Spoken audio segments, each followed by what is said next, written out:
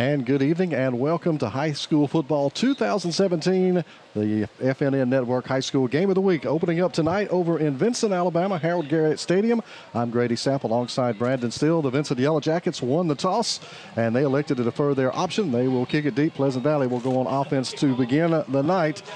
Reagan King is the deep back right now for the Raiders, as kicking it off now for Vincent is JT Youngblood. He's been handling the duties for a number of years now for the Yellow Jackets. Both teams coming in having dismal 2016 seasons. 1-9 the record for the Vincent Yellow Jackets last year, and 2-8 for Pleasant Valley. One of those two wins, though, came in the season opener against this Vincent Yellow Jackets team, and that was a 42-0 shutout. So, Brandon, we've got a couple of teams really looking to turn things around this year. Yes, sir. They're very hungry. After talking to both coaches, they got tough region plays coming up, so they need to really get this started. Short kick is fielded by one of the upbacks for the Raiders, and he is going to break free and get it out all the way to the 48-yard line, and he'll be taken down there. Up to make the stop that time was was actually number 6 that time for Pleasant Valley, or for Vincent. That was Keandre Likes making the stop. Returning the ball was Caleb Wilson for Pleasant Valley, but good starting field position for the Raiders. Can't ask for better than that.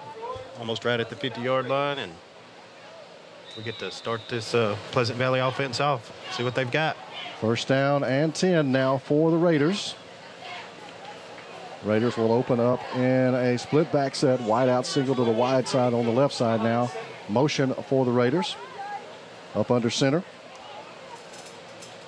They'll start the possession here for Pleasant Valley. Initial drive of the season. Going to run a reverse right back up the middle and good yardage out across midfield down into Vincent territory at the 47-yard line. Colton East with the run that time for the Raiders. That was just a great push off the offensive line and good athleticism. So second down now and short coming up for the Raiders. Call it second down, and it'll be about 3 yards. So a good opening play that time for Pleasant Valley as they did a little misdirection. Brody Phillips will lead them back up to the line of scrimmage once again. It'll be a split back set another time for Pleasant Valley. Vincent stacking everybody up close, looking to stop the running game, and going to take it wide once again, Pleasant Valley. And this time, nothing doing. Up to make a great play as Tristan Smith, who is going to take down Reagan King for a loss back around midfield. So call that a loss of 4, and it'll bring up third down now and 7 for the Raiders. Yeah, Smith just sniffed that one out. And great open field tackle. And it looks like, Brandon, the Yellow Jackets are selling out, bringing everybody up in the box to try to shut down the run for Pleasant Valley and daring the Raiders to throw the football. That's right. They got that wing tee. The coach told me in the interview this week he was a little worried because they can't really simulate that in practice. So it'll be third down, 7 yards to go. Not the position you want to be in as an offensive team. And Phillips going to take it, going to play action, fake it, going to roll his left. He's got pressure, dumps it out in the flat, got his man complete. First down and more inside the 40, down near the 38-yard line. Nice pickup. Ethan Borders with the catch and the first down. Xavier Kelly on the stop that time for the Yellow Jackets. They made that look easy, just pitch and catch with Ethan Borders and the quarterback. And, you know, Phillips that time got pressure coming at him right in his face and did a nice job of lofting that pass out and laid it out perfectly in the flat. And then Borders did the rest. First down and 10 for the Raiders, down inside Vincent territory at the 39-yard line. Here is Phillips looking under center another time, and then we got motion this time jumping on the far side. Number 40 goes a little early. That's Dakota Parr, the tight end, so that'll back the Raiders up 5 yards. And, you know, you're going to see a lot of that early on in the season. First game, first time to hit somebody besides your teammates, Brandon, so a little bit anxious was the Raiders that time to get that play off. Yeah, we'll probably see a lot of the little yellow flags tonight. The coaches said they don't want to get behind the sticks, though. But, you know, in the first game of the season, that's just going to happen. First down and 15 now for the Raiders. Again, Phillips will operate this time out of the shotgun. Borders will be the lone back, flanking him over on that left side. And now again, and for the second straight play, it is Dakota Parr jumping off sides early. This time he had lined up on the right side of the offensive line, and he goes early, so he has cost his team 10 yards, and he's going to get a trip over to the sideline. Oh, yeah, that's just a drive killer. You can't have those kinds of mistakes. You had good field position. Now you're back all the way up to midfield. You know, if you go in 2-8 in the previous season, you have a good drive to start. You want things to get off on the right foot, and so far A little bit of a struggle now for Pleasant Valley. They find themselves first down and 20. The good news is still 3 downs to pick up the first down. Phillips will operate out of that shotgun again. Borders in the backfield. Wide out split to either side. Slot left this time for the Raiders. Fired out again. That ball is tipped and almost intercepted. Getting a hand up and almost coming away with it was Stanley Cooper, but it'll go as an incompletion. Bring up second down and 20 for the Vincent, for the Pleasant Valley Raiders. Yeah, I thought Cooper about had him one there, going another direction, but he just knocked it down. So second and very long. And you know, this is not the situation Pleasant Valley wants to be in. They like to run the football and set the pass up with the run. Yes, they do. Worked earlier, but so far, those jumping offsides has killed their drive. 2 consecutive offsides penalties back the Raiders up. Makes it second down now and 20. And now Phillips will go back under center as Borders will be the lone setback. And they're going to turn and hand it to Borders, trying to pop something over the middle. Not going to happen. Good defensive play that time for Vincent. Up there was Caleb Wilson to make the stop for minimal gain. Call it third down and 20, coming up with 8:38 to go here in the opening quarter. Yeah, I'm not so sure why I would have ran that one in that situation. I was kind of thinking pass, but Vincent did a good job of sniffing that one out, knowing it was a run. I guess they were hoping that Vincent was thinking pass and maybe they could catch him napping, but a good discipline by the defense that time. They weren't having any of it. And, you know, Vincent, some big guys across that line of scrimmage. I think Pleasant Valley's going to have their work cut out for them tonight on both sides of the ball, trying to battle the Vincent lines because they do have good size. Yeah, that was one of the things that Coach Nix was telling me. He was really impressed with his offensive line, but looks like Vincent's having their way. Phillips going to go down the field, going deep. Got a man out there, and a little hand check in there. Officials let that go, and the pass is incomplete. Good coverage back there by Xavier and Kelly, and it'll be fourth down and 20 yards to go for Pleasant Valley. So the Raiders will have to kick it away, and the Yellow Jackets defense has held to open this one. Well, the good news is for Pleasant Valley, they're going to have Vincent backed up probably down here inside their own territory, but that was just a good play by the cornerback back there to break that pass away. Well, Dante McGregor will drop back deep for the Yellow Jackets. Colton East will handle the kicking duties now for Pleasant Valley. Going to boot this one away. And McGregor will look to see if he can get an opportunity to put a return on as we have moved inside the 8-minute mark here in the opening quarter. Here's East, gets it off. It'll be a line drive returnable if McGregor can get to it. And he is going to wisely, I think, let that one bound down. And it's going to be rolled to a stop right at the goal line. What a great kick by Colton East. Did a good job with direction there and got Vincent Boyer. They pinned up back deep now. They are. And, you know, and it worked out good for Pleasant Valley. You know, they had the drive killer there with the jumping off sides, but, you know, they got an awesome punt there, and now they're got Vincent backed up in their own territory. So now we can see what's going to happen with Vincent's offense. Vincent is about the 1-inch line, as you can see there on your screen. So the Yellow Jackets will have to play some ball control here and be very, very careful as they handle the football down deep in their own territory. First down and 10 coming up for the Yellow Jackets. Dusty Davis will open under center at the quarterback position now for Vincent. He's got an eye set behind him. Wideout's doubled over to the right side, and they're going to fire it out in the flat, throwing it on first down from your own goal line. Brave play, sniffed out, and a good open field tackle made across the way for Pleasant Valley. Coming up from a cornerback spot, I believe that was Reagan King who made the stop. So second down, and it looks like a gain of a couple, so call it second down and 8 or so coming up for Vincent. That's what you call a confidence throw. You know, just to get a little pitch and catch and get your quarterback warmed up. But, you know, that was one of the things that Coach McKellar was saying in the interviews, that his passing game is his strong point. Shotgun set this time, and now we're going to have a whistle, and we're going to stop play. And I think we've got a little bit of laundry again on the field. We'll get the call from the officials. And we've got either motion on Vincent or we had an offsides play on, and it's going to be motion called on the Yellow Jackets. So back them up a half inch, and it'll be second down and still roughly 9 yards to go as they'll be backed up. Well, back inside the 1 yard line once again. So not a lot of a penalty there for Vincent, but you don't want to have those mistakes on your own goal line. No. Dusty Davis operating out of the shotgun set this time. Going to hand it to Hardy, and he's going to bull his way right up the middle and get it off the goal line at least. Gets it out near maybe the 3 or 4 yard line, the interior of that Pleasant Valley defensive front, doing a good job stopping up the running lanes there, led by big number 75, Ethan Warren. And, you know, that just goes to show you how big the Pleasant Valley defensive front is, because, you know, Chris Hardy's 6'1", 240-something pounds.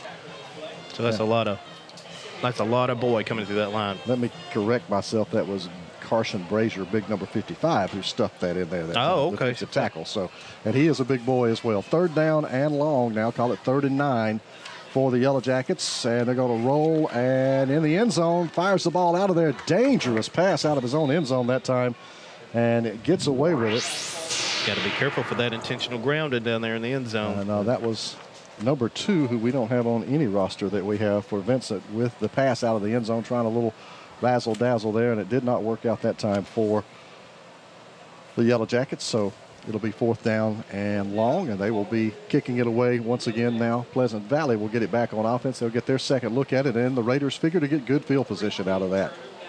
Yeah, their first drive, didn't end the way they wanted to, but, you get the other team backed up in their own end zone, and now, they're going to have good field position here when they receive the football. Zachary Munoz will be the kicker. He has been handling the kicking duties for the Yellow Jackets the last few years. The snap is good. He's got to get it out of there, and that is a bullet that's going to bounce at about the 35, fielded by the Raiders, and now a good hold right up the middle, and getting the most out of it that time is Caden Turner. He'll be brought down across the way by Keandre Likes, along with help from his teammates, and it'll be great starting field position for the Raiders inside the Yellow Jacket 35-yard line. I thought Turner was going to turn it loose, but they sniffed him out. A little bit of a dangerous fielding. You had the coverage team bearing down on you, but he did a nice job handling that cleanly and gets the Raiders in great field position. We have the Heat timeout. 5:44 to go, opening quarter. No score in this one. This is the Friday Night Network High School Game of the Week. Timeout taken. Score 0-0 with 5:44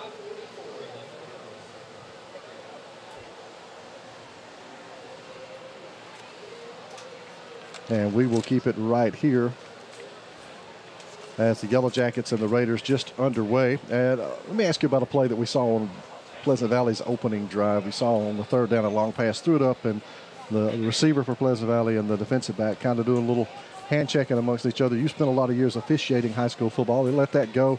And is that something you kind of like both guys to have an opportunity to try to go for the football? It is. You can find a flag on any play, holding. But, when I was with Northeast Alabama officiating crew, and those deep passes, there's going to be a lot of pushing and shoving, and, you just kind of have to let them play ball sometimes. So our first Heat time out of the season, and it wraps up. Pleasant Valley will get their second look at it on offense. And again, Brody Phillips will be on the field at quarterback. 86 degrees, by the way. 86 degrees. Reagan King along with Ethan Borders are your backs that will line up behind Phillips. Single wide out this time. It's the left side. You'll have motion over to the left side. Now right up the gut, running it right at the heart of the defense, and Borders has got a big hole. He's down to the 25-yard line, and it'll be a 1st and 10 for Pleasant Valley. Up to make the stop that time is Keandre Likes for the Yellow Jackets. That goes back to what the coach said. His offensive line, he's got some big boys, and they opened up a hole big enough for me and you to walk through. Call it a gain of 8 as they'll mark him down at the 25. So 2nd down and 2 now for the Raiders, and that's exactly what Pleasant Valley wants to do, is run that football. Borders now will be the lone setback. Wide out split to the far side on the left side this time. Slot left formation for the Raiders. Now once again motion, and the handoff on the end around play, and that's going to be a big loss. As another great play made by Stanley Cooper as he closes in from out of that secondary position and makes a big stop on the running back. That was number 32 that time carrying the ball, Colton East, and it's 3rd and long once again for the Raiders. Yeah, Colton Easton just snipped that one out. Pleasant Valley's not having any luck going to the outside. It's been strictly up the middle. They're having their success. So it looks like they're not able to handle the speed of Vincent on the corners right now. No, I think they got their senior boy in there. Coach McKellers was telling me about Dontrell Bruno, linebacker, number 8. He's a speedster. So 3rd down now, and we'll call it about 7 yards to go for the Raiders. Split back set under center. Phillips now takes it, fakes it. He's got pressure right off the bat. He's going to be sacked and dropped back at the 40-yard line, and that's Hardy that time coming up for Vincent with another big defensive stop. And Pleasant Valley has enjoyed great field position in their first 2 drives, and they have come away with nothing to show for it. Nope. So they're going to have to put something together here. That was just a great open field tackle by the Yellow Jackets. And that defense is really selling out. Getting Pleasant Valley in that 3rd and long position is not where the Raiders want to be. Colton East on to punt it away again. Did a marvelous job on that opening punt as he got it down inside the 1 yard line, just short of the goal line. Here with 3:23 to go now in the opening quarter at Vincent. And East gets a good snap, gets it out of there. This time it's a high spinning kick over the head of McGregor, and that's a good thing because it goes into the end zone. And the Yellow Jackets now will have a little operating room as they'll have it first down and 10 at their own 20, so we'll be able to see what they can do and have room to operate their offense. Yeah, that was he was trying to go for it, but that was the smartest move he could have made, letting that go in the end zone. Get them out to the 20-yard line. So first down and 10 at Vincent. They have been backed up this entire night. This is their best starting field position, their second drive of the game. First down and 10. And Davis now will be once again, this time split out over to the right side. Now Connor Wolf is in at quarterback, going to hand it out on the end around, cutting it back off the left side. Not getting much there. Colton East is up to make the stop on Xavier and Kelly. Might have got a yard or so. That's going to be it. Second down and long coming up for the Yellow Jackets. Yeah, the Raiders and the Yellow Jackets, they just seem to have that speed on defense, though. I don't think they're going to have a hard time breaking the outside. Running into the short side of the field, and Pleasant Valley was there. They'll give him 3 on that carry, so call it second down and 7. As now back into the game again is, I'm going to assume that is going to be Dusty Davis. Here is Davis, going to hand it off to Hardy, and we get a whistle, and we have a flag over on the far side, so probably another motion penalty coming up. Yeah, I think we have Vincent jumping off sides there. So that'll be the second penalty on the Yellow Jacket offense early on here. And Brandon, that's something I know from an official standpoint. You see that early in the season. Teams are not as sharp as they will be 2 or 3 weeks in. It's just game conditions are different than practice. You just can't simulate it. It is. You can't simulate that in practice. And these first games is just going to be that way. You know, they're going to have a lot of jumping off sides, and it's just part of it, false starts. But, you know, Vincent has 16 kids out there that's never played ball before. That's Getting their first taste under the lights tonight. Dusty Davis will operate out of the shotgun. Hardy in the backfield. Wideouts doubled over to the left. Single wideout over to the far side this time for the Yellow Jackets. Hardy's got it right up the middle. Big fella's got some room. Breaks it outside. And a good open field tackle by Borders that time. Really probably saved a pretty sizable gain from Hardy as he was ready to rumble. He was ready to rumble. It looked like a train coming at us down through there. He's a big boy. Goodness gracious. That was a good run and a good tackle by Pleasant Valley. He gets the penalty yardage back and maybe one more. Call it third down and 6 now for the Yellow Jackets as they're out at their own 24-yard line as first quarter winding down here pretty rapidly. And neither team able to crack the scoring column so far. This game last year was a 42-0 win for Pleasant Valley. Looks like this one's going to be a little closer. Davis rolling right, got pressure coming from the backside. Fires it out off the hands of his intended receiver and incomplete. And had Caleb King, or Reagan King rather, not fallen down, he might have had a pick over there for Pleasant Valley, but he had fallen down, so the pass falls harmlessly, and the Raiders will get the football back. I think that was number 9. Albright went up there and almost grabbed the catch and got it broke away and almost caught it again. So it'll be fourth down now for Pleasant Valley, or for Vincent rather, and they will kick it away. Standing back around his own 10-yard line, that'll be Zach Munoz. At least they're getting good practice with their kicking game tonight. Yeah, the punters are getting a workout so far in this one. Munoz with a good snap again. They're going to get it out of there. No pressure, line drive. It's going to hit. And the high bounce this time is not going to be fielded by Pleasant Valley as Caden Turner lets it go. And that was a wise move on his part. And Pleasant Valley will start in their worst field position of the night out around their own 34, 35-yard line. The Raiders, Brandon, have had the field position edge all night long, but they haven't been able to capitalize on it. Now it still goes back to their first drive, jumping off sides. That really killed their drive. And, then we got into a punt match. Now it seems like the pendulum's starting to turn and the field position's going back towards the Vincent way now. So. And we do have an injury there as we see the replay on the screen. The guys are heading off the field. You've got one Raider that is down out around the 32-yard line or so. So we do have an injury on the field. So a timeout on the field for that injury right now. And while that young man is attended to, we will step aside. We're coming back with more Coming up here, it is the Friday Night Network High School Game of the Week. Professional Apothecary has been the Talladega area's trusted hometown pharmacy for generations. We can meet all your prescription and insurance needs. Plus, you'll find all the basic over-the-counter medications. There's a full line of support hose, and don't forget to check out our Dollar Saver shelf. When it comes to medical supplies, Professional Apothecary has you covered. You'll find everything from mobility needs to home and portable oxygen, CPAP equipment and supplies, easy lift chairs, and a full line of Dr. Comfort shoes. Thank you for shopping at Professional Apothecary. Just off the square in Talladega. Welcome back here to Vincent, Harold Garrett Stadium.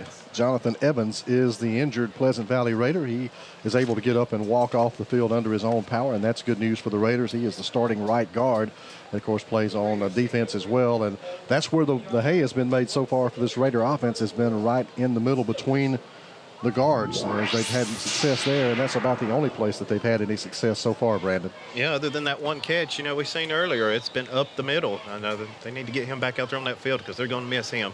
1st and 10 for the Raiders. Phillips under center. Borders is the lone setback this time. Reagan King in the slot. Going to drop straight back, looking to put the ball in the air. Going to fire it over the middle. Intercepted. Intercepted by the Yellow Jackets, and now back into Pleasant Valley territory inside the 30, or about the 30-yard line, going down there. But that was a nice pick six that time. Or not a pick six, but a nice interception by Keandre Likes, the defensive back, the freshman for the Vincent Yellow Jackets. What a play by a freshman to jump up there and catch that ball. He was excited, too. He just took off running with it.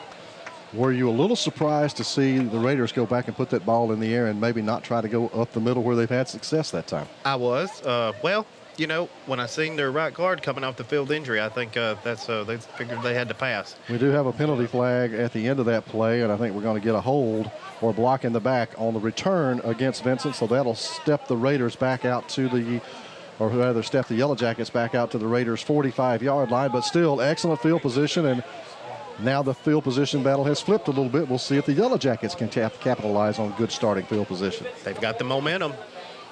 That was a big play, a good interception for a freshman under the lights, first game. I'm sure he's got some proud parents in the stands. Dusty Davis will operate out of that pistol set. And they're going to hand it off to big number 7, Chris Hardy, and he's not going to find much running room. Going to be stacked up right there near the line of scrimmage. As a good job by the Raiders defense that time. That was Wesley Harold getting up off the bottom of the stack over there for Pleasant Valley, and I think he's probably in with the injury earlier to Jonathan Evans, and did a nice job of holding up over there on that left side. He did. Pleasant Valley the Raiders just sniffed that one out and run him down. So 2nd down and long now. They call it no gain. Ball right where they started, right around the 46-yard line. Davis will operate out of the shotgun. Hardy will split to his left this time. Wideouts double to the near side. And here comes Davis out, putting the flat. Got a man wide open, complete. Easy pitch and catch down inside the 40, down to about the 36-yard line or so for Likes. Borders makes the stop. And it'll be 3rd down and short coming up for Pleasant, or for Vincent. About a yard, call that, out at the 37-yard line of the Raiders. I love it. I love to see some passing on a Friday night. Coach McKellar, he talked to me earlier in the week, and I was asking him what his strong point was for this Yellow Jacket team, and believe it or not, he said he was very impressed with his passing game this year. We'll see if they go to the air or to the ground this time. 3rd and short. Call it 3rd down and 2 for the Yellow Jackets. Ball deep in Raider territory. Hardy right up the middle. He's going to have his 1st down and more. The big fella rumbles down to about the 30-yard line. That'll be a gain of about 7, maybe 8 yards, and 1st down and 10 coming up for the Yellow Jackets. Up to make the stop that time, it is Tristan Salster for Pleasant Valley, and that's going to do it for quarter number 1. No score here through 1. This is the Friday Night Network High School Game of the Week.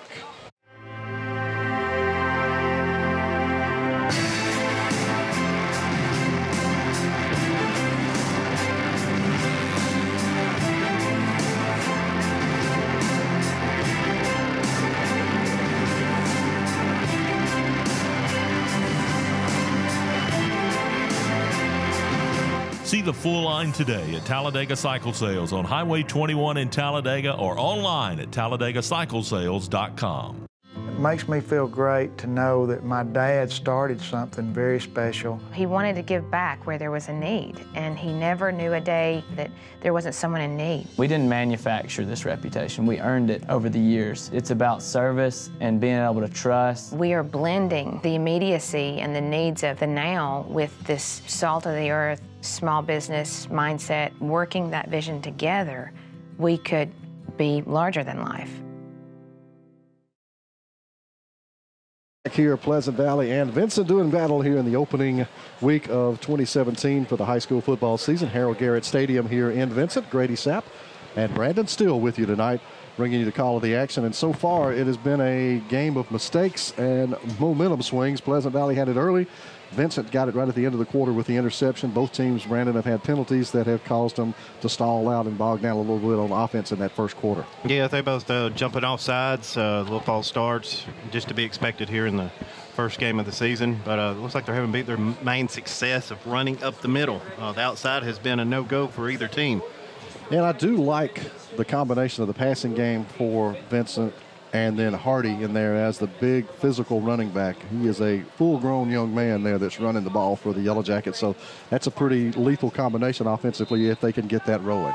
Yes, it is. And I think he's a junior? Hardy is? Yes, I believe you were correct on that. They'll get another dose of him next year. Yeah, he might grow some more. He might. First down and 10 for the Yellow Jackets as we get underway here in quarter number 2. Davis is going to hand it to the big fella Hardy right up the gut. Legs taken out from under him. Good tackle. Sticking the head in there and making the stop was Alex Parrish out of his linebacker position. Brings up second down and long now for the Yellow Jackets. Yeah, I think Pleasant Valley saw that one coming, and they just went straight at his ankles and brought him straight down. So good defensive stop that time in the middle, clogging it up for Parrish. So it'll bring up second down and long, and we might see that Yellow Jacket air attack back in action here. Davis gets to play in from the sideline. He'll bring it over. Got to tackle them big guys to the low. Yeah, I wouldn't want to hit Hardy high. No. That would not be fun. Wideouts will double up left side. Single wide out to the near side. This time is Xavier Kelly. And it'll be Davis going to drop back looking for Kelly. Going to fire down. A little stop and go. He's got him. He's open. He hits him. And he is touchdown. Vincent. Great job by Kelly maintaining the balance and then diving in just inside the pylon, and the Yellow Jackets break on top. What a great catch. That ball was a little bit underthrown, and he ran it down and got up under it and stumbled right into the end zone, right in the corner. Good body control to make sure he got to the inside of that pylon, and the Yellow Jackets break on top early on in this one, so they capitalize on the turnover, and they get ahead of Pleasant Valley. And, of course, for Vincent, that's the first points they've scored on the Raiders in 5 quarters. Going back to last year's shutout. Munoz will be on to handle the extra point duty. Xavier Kelly will hold now for the Vincent Yellow Jackets. Try to make this a 7-0 start for the Yellow Jackets. Snap handled and the kick up, and that's true. It's 7-0. Yellow Jackets lead it. You're listening to the Friday Night Network High School Game of the Week. Advantage Tire on Highway 202 is the trusted name for tires and wheels in the Anniston area. You'll find the best tire service around. Plus, they do brake work and alignments. It doesn't matter what you're driving, you'll find the best selection of tires or wheels to suit your needs at even better prices from local folks you've trusted for years. And Advantage Tire is well known for their fast, friendly service. Call ahead or just come on by and see Bruce and the pros at Advantage Tire on Highway 202 today. Here to Vincent, Harold Garrett Stadium, where Coach Wiley McKellar's squad has broken on top in this one with a pretty touchdown pass. That one coming from Dusty Davis, hit his wideout Xavier Kelly, who made an outstanding catch, and then great body control to just lean inside the pylon, and that gives the Yellow Jackets the lead here over Pleasant Valley. And the Yellow Jackets will get set to kick this one off. It'll be JT Youngblood who will be handling the kicking duties. Reagan King is the deep back for the Raiders. It was a short kickoff on the opening kickoff of the game. As you see, a lot of teams do that now in high school. They kick it short into the flat. Not this time, though. Youngblood's going to hit it. End over end kick fielded by King. Back inside his 20. Breaks it outside. Has a little running room. Breaks it across the 30. Out across the 35 to the 37. But laundry on the field. And we'll bring this one back. Going to have a block in the back. So the Raiders will start back inside their own 30-yard line. Yeah, another one of them penalty killers is going to get you and back you on up into your own end zone. So Yeah, Reagan King had about a 15, 16-yard return there. Looked like he was going to have some pretty good yardage. A couple of holes opened up there, Brandon, but he was not able to get through them, and now the penalty's going to back it up. They'll step it off, and it'll be Pleasant Valley starting all the way back inside the 25 at the 24-yard line, their worst starting field position of the night. Yeah, they're going to have to come up with something better than just running straight up the middle. I think they're going to have to find a way to get to the outside if they're going to have some success on Vincent. And that's been a hard thing to do so far on this Yellow Jacket defense. They have shown great speed, and they are really selling out, continuing to sell out in the box with that defense. Everybody up near the line of scrimmage, but yet they were able to get back and pick off the pass on the last possession. Beautiful now interception. It'll be King who is in at quarterback. He will settle in and under center. And King's going to run a little play action. Now he's going to run a keeper around that right side, lowers the head, and runs over a defender for a couple of yards. As Reagan King showed he wasn't afraid to dish out a little punishment. It's Xavier Kelly who makes the stop. It'll be second down and long, though, for the Raiders. Short gain. Yeah, it looked like he had some speed going under him, and Xavier Kelly was just able to get right up under him and bring him down. Give him 3, second down, and call it 7 now, out near the 27-yard line. As the clock will continue to roll here early in this second quarter. Raiders behind. Now Phillips will be back in under center. Brody Phillips for Pleasant Valley. It'll be Borders the lone setback this time. Whiteout is over to the left side. Now motion. Colton East fakes it. Now give it to Borders. He breaks free right up the gut, and he's going to be out across the 35, out near the 36-yard line, and that'll be good enough for a Raider first down and 10. Just like we've been saying, the success is right up the middle for Pleasant Valley. It's their bread and butter so far. Ooh, like you said, they needed to try to find a way to get wide. They did that with Reagan King getting to the outside, and I think that at least made the Vincent defense think about that. They sure did. It made them respect that, and I think that had a lot of success with this run they just had. So Phillips now will have a split backfield set behind him. Slot is left, wide out to the right. And now hand it, and they're going to run it right back on a little misdirection off the left guard position, and we get a late hit coming in. And I think that might go against Vincent, as we had a very late hit that time. They ran a little misdirection and an end around to Colton East, and he got decent yardage, but I think that's a big mistake on defense for the Yellow Jackets. Yeah, you can't have those kind of mistakes right there. I think that was who was that number 51? That was JT Youngblood. Yeah, as he kind of leveled Jonathan Evans out there, who was away from the play, and hit him after the play was over. And that's something officials going to call every time. Right? It is, especially when it's right there in front of him. It was a little late. Yeah, if you're going to do that, do it behind his back. Yeah, do it behind the back. You can't do it right there in front of him. So nice penalty pickup for Pleasant Valley. That moves the ball back into Yellow Jacket territory, where Vincent will have to stand strong defensively again. Pleasant Valley has spent most of the night in Yellow Jacket territory, yet they trail in this one. Phillips with Borders behind him. Going to take it, going to give it to the little scat back, and he's got a hole, and he's off to the races. Borders down the far sideline.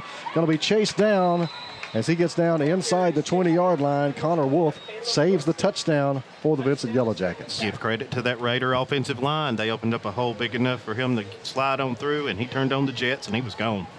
And actually make that number 4, Caleb Wilson, who saved the touchdown for Vincent. And first and 10 now inside the Yellow Jacket 20 for the Pleasant Valley Raiders. Phillips will have Borders behind him. Long setback, had a great run on the last play. Now motion and hand it to Borders again, and he's right up the middle. Going to have another nice gain on first down, as he'll get 4, maybe 5 yards right into the heart of that Vincent defense. Keandre Likes will be up to make the stop that time for the Yellow Jackets. There's just not much Vincent can do. That hole's just opening up, and he's just slipping on through there. Yeah, they're not doing it with, they're doing it with power out of the offensive line and running the small back in instead of the big bruiser. And that is working out well. Give him about 5 on that second down and 5 coming up now for Pleasant Valley. And number 6 is a speedster. Yes, he is. Borders can move it. Phillips will turn and talk now. He's got Colton East in the backfield behind him this time. And East will line up straight behind. Phillips under center. And we get movement. And that's on the left tackle position. And there's another one of those mistakes that you can just ill afford when you got a good drive going. No, you can't have that. Jumping off. False start. Packing them up 5. That That'll kill your drive, and it will drive a coach crazy. 2nd and 11 now for the Raiders coming up here, as they had a nice drive going and they had momentum, and now they face a 2nd and long. We'll see if they can overcome another penalty. I believe that was 53, who was Tristan Salster, who jumped a little early that time for the Raiders. Jonathan Evans is back out there and has been on the field. Was injured earlier, but able to return to the ball game, so that was good news for the Raiders. Here is Phillips once again under center, motion out of King, and going to run it to the right side. Borders this time cuts it back up in and doesn't get a lot, as again on the stop that time for Vincent is Caleb Wilson. Did a nice job of turning that back inside. Yeah, I think Vincent kind of sniffed that one out. They saw that Borders entered the ball game, and I think they pretty much knew he was going to get the handoff on that.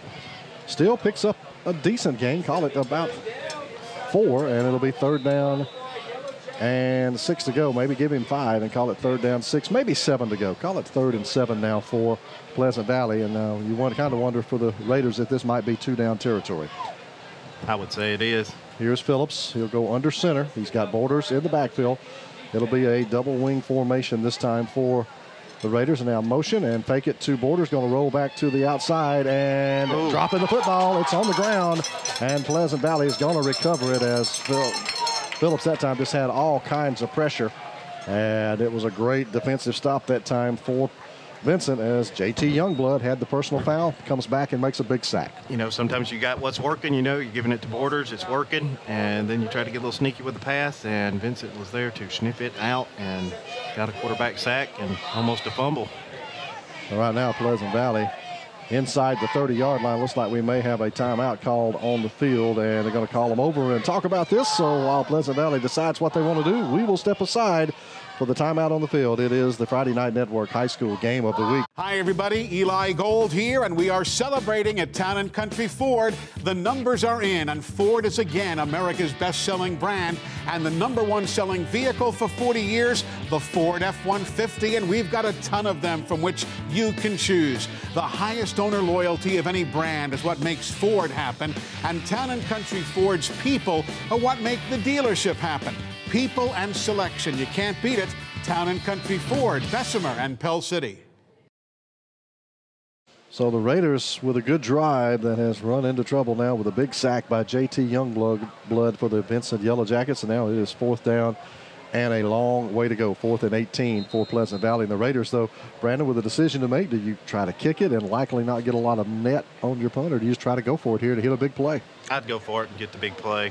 You know, that false start earlier and then that quarterback sack, you know, Vincent's really standing in there and playing some good defense all of a sudden. So I think down here in this territory, you'd be safe just to go for it.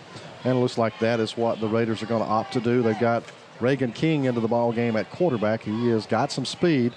We'll see if he's going to put the ball in the air. And they will spread the field out. They'll have 3 over to the left side, as you see, 1 wide out over to the right. Tight end is over there, and King is going to roll to his left. He is a left-hander. Now he's going to tuck it. He's going to run. Breaks it outside. Makes a move. He's going to be down inside the 10-yard line, maybe inside the 5, and he has got his first down. What a play by Reagan King. That was just his speed of his legs getting out there. All the receivers were covered, and he turned the jet zone and headed for the end zone. And he almost made it. So a huge pickup on 4th down and 18 for Pleasant Valley. Keeps the drive alive, and now the Raiders are down deep and knocking on the door to try to pull within a point and maybe tie this one up with the extra point. What do you have to lose, Grady? You know, it's 4th down. If you don't get it, you got Vincent stuck back in their own territory. If you get it, you got 6 points. So 1st and goal now for the Raiders. And it'll be Phillips. Borders is in the backfield. Colton East is splitting off back there as well. They'll go with that tight formation motion. And now it's just going to be Phillips pushing straight ahead behind his offensive line. He's in. Touchdown, Raiders. And they are within a point of tying this one up. You got to go with what works, straight up the middle. The offensive line opens up the hole, and he was able to squirt right in there and pick up the touchdown. Well, I like Salster and Evans, the guards. Boy, they did a nice job that time of just plowing. And, of course, your center in there as well, doing a really nice job of that, as we'll get a touchdown for the Raiders. And now they will go for the extra point. to try to tie this one up. Years past, this has been a thorn in Pleasant Valley's side. I've seen many games lost to this field goal. Alex Parrish is the kicker. Snap is good. Kick is up, and that one has tied us at 7. 6:41 to go, second quarter. Tied at 7. It is the Friday Night Network Game of the Week. Hello, I'm Johnny Warren with Anniston EMS, and we're proud to be a part of the excitement of high school football games by providing emergency on-site services for local high school games. Anniston EMS provides this area with skilled, innovative, and dependable emergency care. As the area's only public safety company, Anniston EMS features dedicated employees who provide patients the highest quality pre-hospital care available. When you see Anniston EMS, you're seeing the best care possible. Play hard and be safe from all of us at Anniston EMS. Big Daddy's Barbecue on Highway 21 is where Munford comes to eat. You'll always find delicious home cooking daily with fast, friendly service. Big Daddy's offers plates or sandwiches with all your favorite sides to choose from, specializing in wings, burgers, chicken, ribs, and barbecue. Open early, open late, 6 days a week. Come in with family or friends or call ahead and take it home. 256-358-9005. Big Daddy's Barbecue, proud supporters of the Munford Lions. We are tied at 7 here in Vincent, Harold Garrett Stadium. Grady Sapp, Brandon still with you. Good one here between the Yellow Jackets of Vincent and the Raiders from Pleasant Valley, who just tied it up on that last drive. Early scores tonight. Ragland leads Ohatchee 6-0. Vincent, of course, tied with Pleasant Valley here. Lincoln is leading at 14-7 over Leeds in the second quarter. Gadsden City, Spain Park are tied up at 7. Weaver over Hayden right now, 14-0. Chilton County leads Sylacauga 14-7.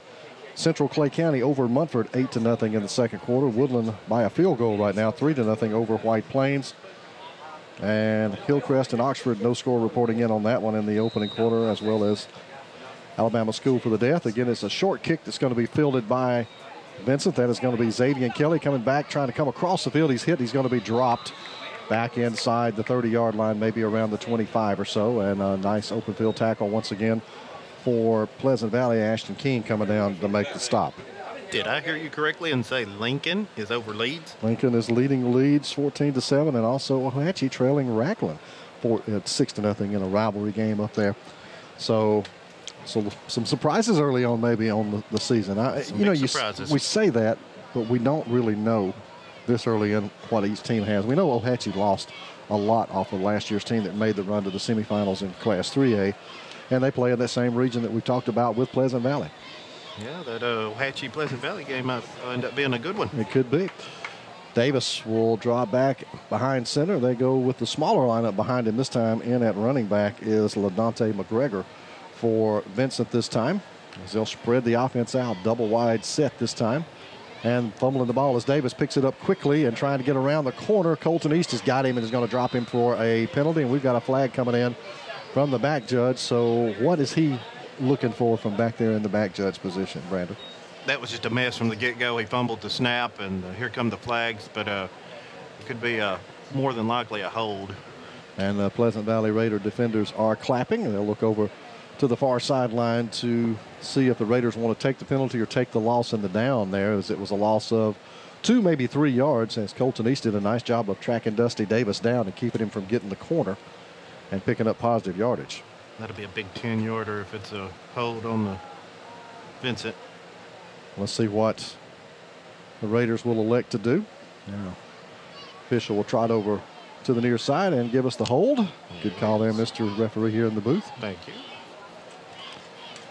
So the back judge is primarily going to be looking at areas that where holding is going to be. Is he going to be looking toward the line, or what is that? Who threw the flag that time? Well, the key indication on that's when he bobbled that snap and you knew he had to take off and run, and those linemen say, trying to keep him off the quarterback. So usually, that's when you'll probably see a hold, and the referee's looking for that.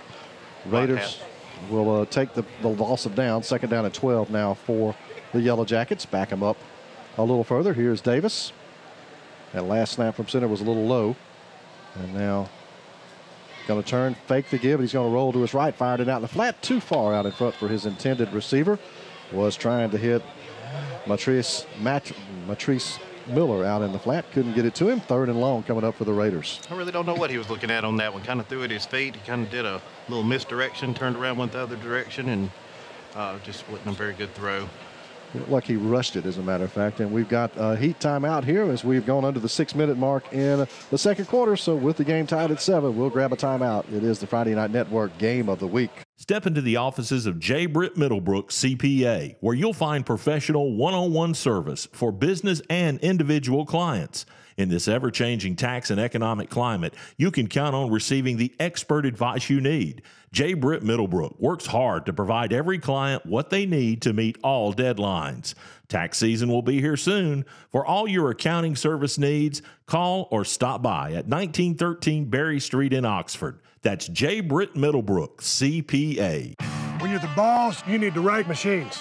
The right machine is the new Kawasaki Mule Pro FXR side-by-side. Quality fit and finish, and all this cabin space. Maneuvers like you wouldn't believe. The new Kawasaki Mule Pro FXR, the strongest, because I said so. See the full line today at Talladega Cycle Sales on Highway 21 in Talladega or online at TalladagaCyclesales.com.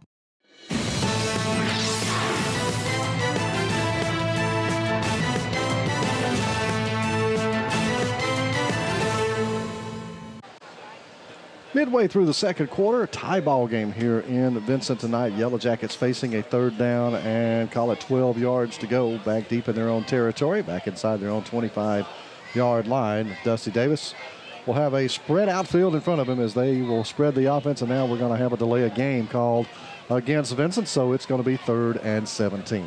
Wow.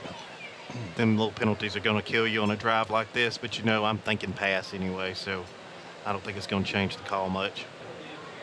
You know, that's coming off the heat timeout. You're over on the sidelines, you got the heat timeout, and you get a delay of game penalty coming back out of that. Nerves. Wow. Get nervous. So 3rd and very long, 3rd and 17 now for Vincent. They're going to be backed up inside their own 20-yard line. Here's Davis again, a spread formation. And they're going to look in the flat, get the quick pass out there, and it's not going to go for much. Well short of first down yardage as he hits McGregor out there in the flat, and he doesn't get back anywhere close to what the original line of scrimmage was. Good defense by Pleasant Valley. The Raiders were waiting on that, and they get up and make the stop, so it'll be 4th down and long as Colton East again with a stop across the way for the Raiders. It was a very good defensive read by the Pleasant Valley Raiders, because you thinking they're going deep, and then they do drop it off right there in the flat. That was just a great stop by the Raiders. Fast-moving football game to this point here as we are over halfway in the second quarter. Both teams running the football a good bit tonight. A few incomplete passes. Here is the kick out of there by nice kick. The black-clad Yellow Jackets, and it's going to roll dead inside the 40-yard line of Pleasant Valley back around the 38-yard line, and we've got yet another penalty flag on the field. This one is dropped at about the 34-yard line of the Yellow Jackets. More than likely going to be a hold on Pleasant Valley, probably after the punt. One would think on the return team may back the Raiders up inside their own 30. We'll see what the call is, as they're having a pretty lengthy discussion about that. That was a great kick, though. It was. Very impressive punt that really kind of changed the field for Vincent. They were backed up deep in their own territory, back inside their own 20, and they've got a chance here if this indeed goes against the Raiders like we think it will, that Pleasant Valley will be back up inside their own 30. So great punt that time. And, you know, I think, Brandon, special teams, a lot of times they don't get talked about enough as to the differences they can make in football games. So obviously the field goals and the point scoring kicks you see, but punts a lot of times can have a big effect on a football game. It does, especially, you know, you get into these lower 1A, 2A, 3A. They just don't have a kicker. But tonight, it's been some great special teams. And this time the penalty is against Vincent. So, and it is a major mark-off. That's going to be a 15-yarder. So they had a personal foul on that kick on the punt, and that puts the Yellow Jackets defense against the wall again as they'll have Pleasant Valley for another time starting in Yellow Jacket territory. The defense has held up well, only giving up one score tonight. But, boy, the Raiders have spent a lot of time on the Yellow Jacket side of midfield. And Coach is upset about that. Didn't He's out like there the call. giving no. Actually, the Raiders thought it was on their side. They were done walking down the other side of the field, and We thought it was, and I blame you because you're a former official. Fair enough. Just wanted to get that out there. First down and 10 coming up for the Raiders. Let's see if they can keep the momentum going. They scored on their last drive. Borders will be the lone setback. He had a nice drive running the football. They're going to give it to him. Try him again. He's got some room up the middle. Whoa. Somersaulted over the top of the defender after a short gain, maybe 2 or 3, as that was number 6, Keandre Likes, on the stop that time. That was better than Ringland Brothers and Barnum Bailey right there. He went head over heels. Down the somersault, all of that for a gain of, call it 3, and it'll be second down and 7 coming up now for the Raiders. You know you're running fast when you go upside down. Yes, you are. You got hit low and hard, too. Here is Phillips under center again. Split backfield set this time. Tight formation for the Raiders. Thinking run. Going to hand it off. Double reverse. That's Colton East. The big fella rumbles inside the 40. Stretches out. He's going to be just short, I think, of his first down. But it'll be third down and short. Coming up to make the stop that time is Keandre Likes that time for Vincent. I like the play call, and Pleasant Valley's getting a little creative there with the handoff, and that was able to pick up a bunch of yardage.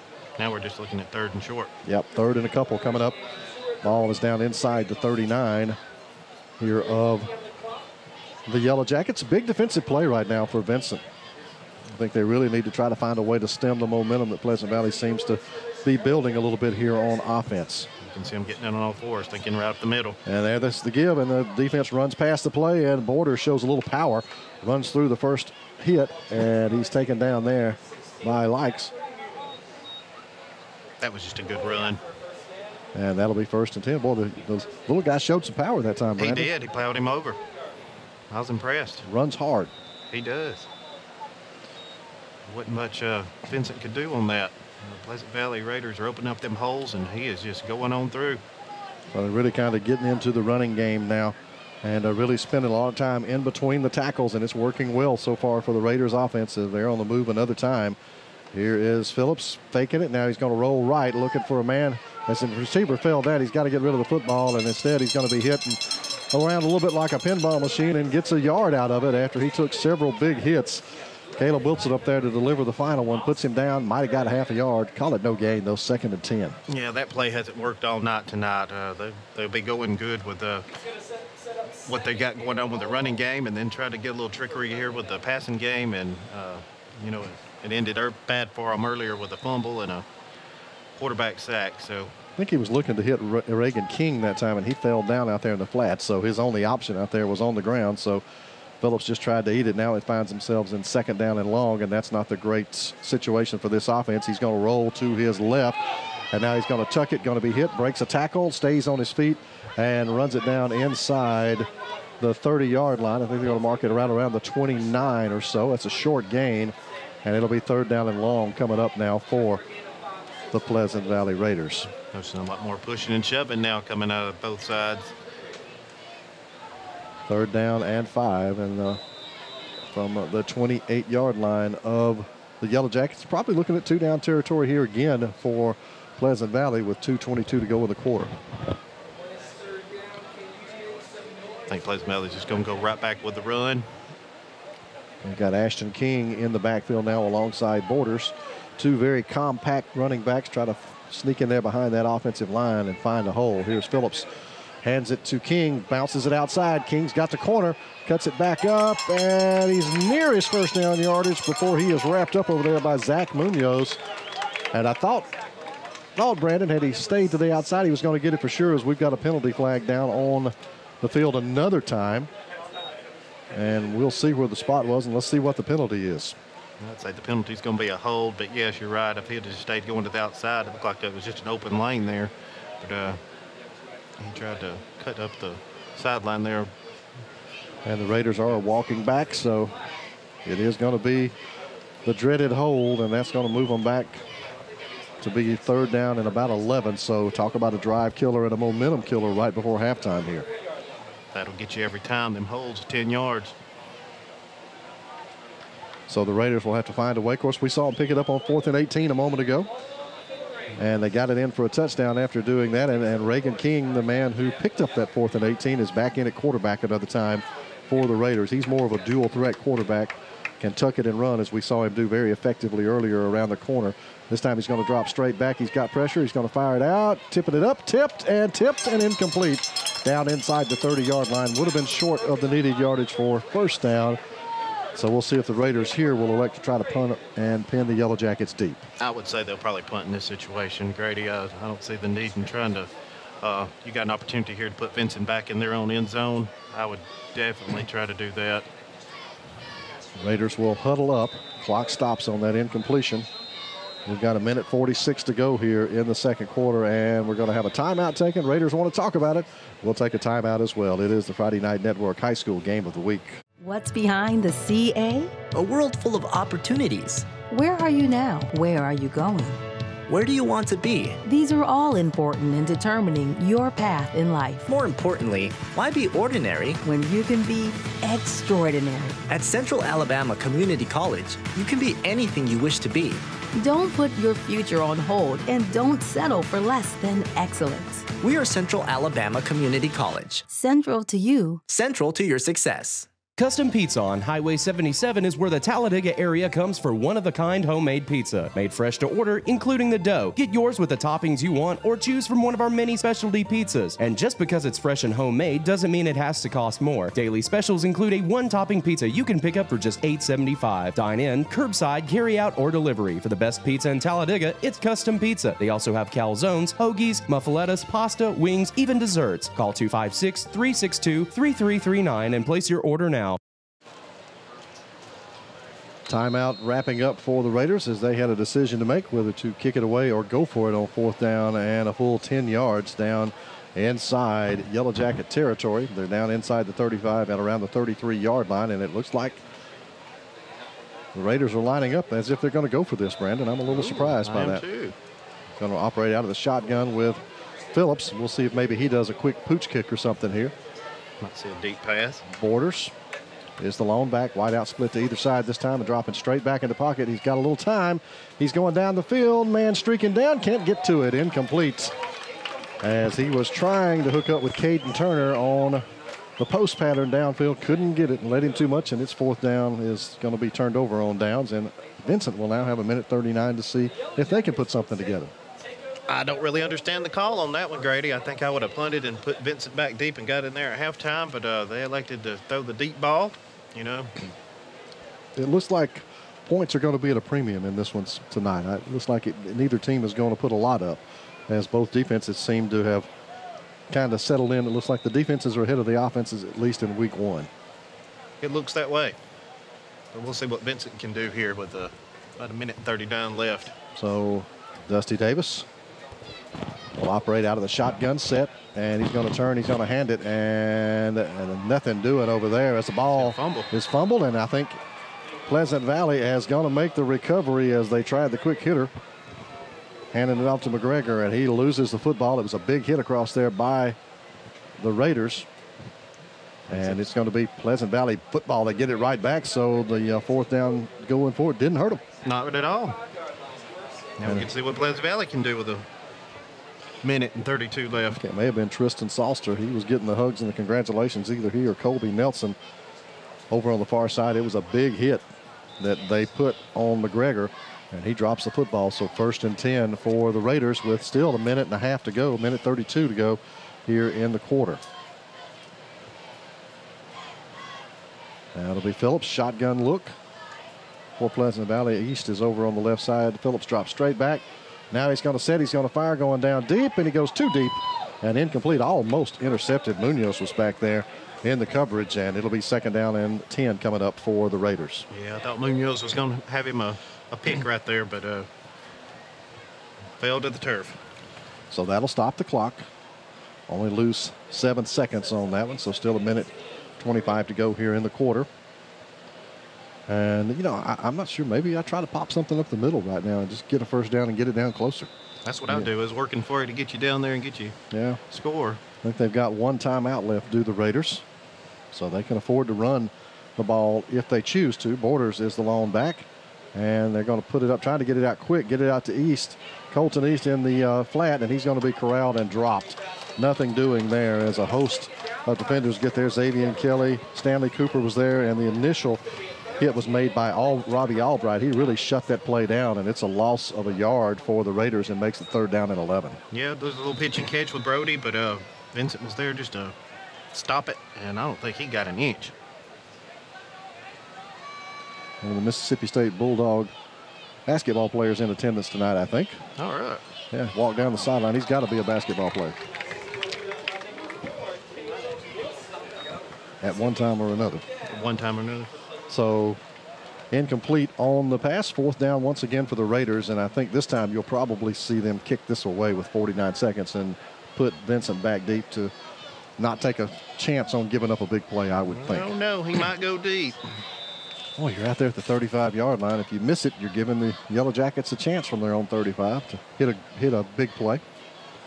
We shall see. The Raiders will huddle up, and it is going to be King who has come in at the quarterback position.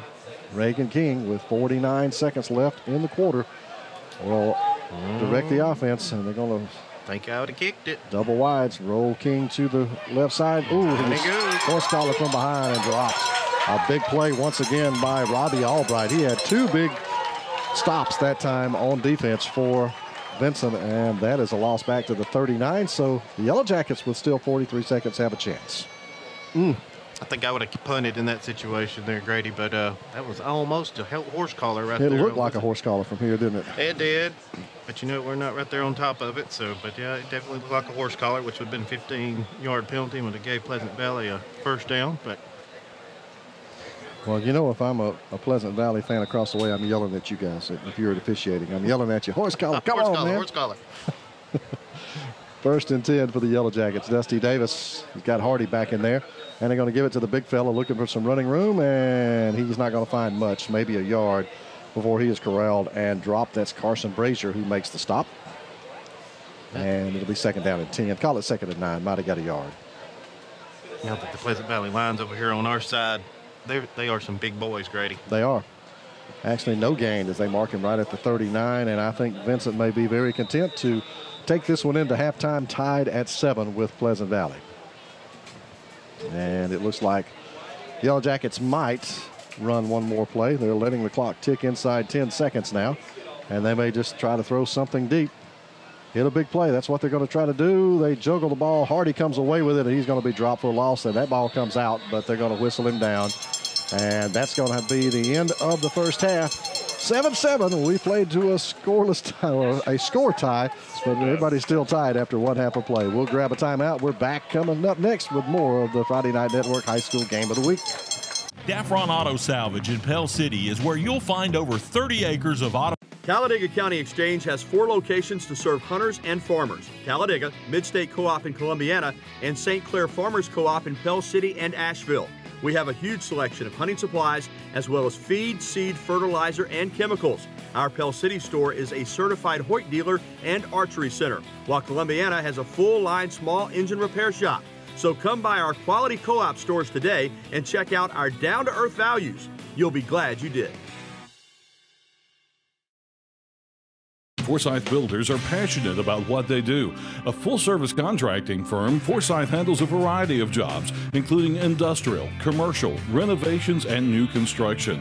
Forsyth has become a leader in construction management and has constructed or made additions on a number of area businesses like Noble Bank and ABS Business Systems, additions to Anniston's Country Club and FNN Bank.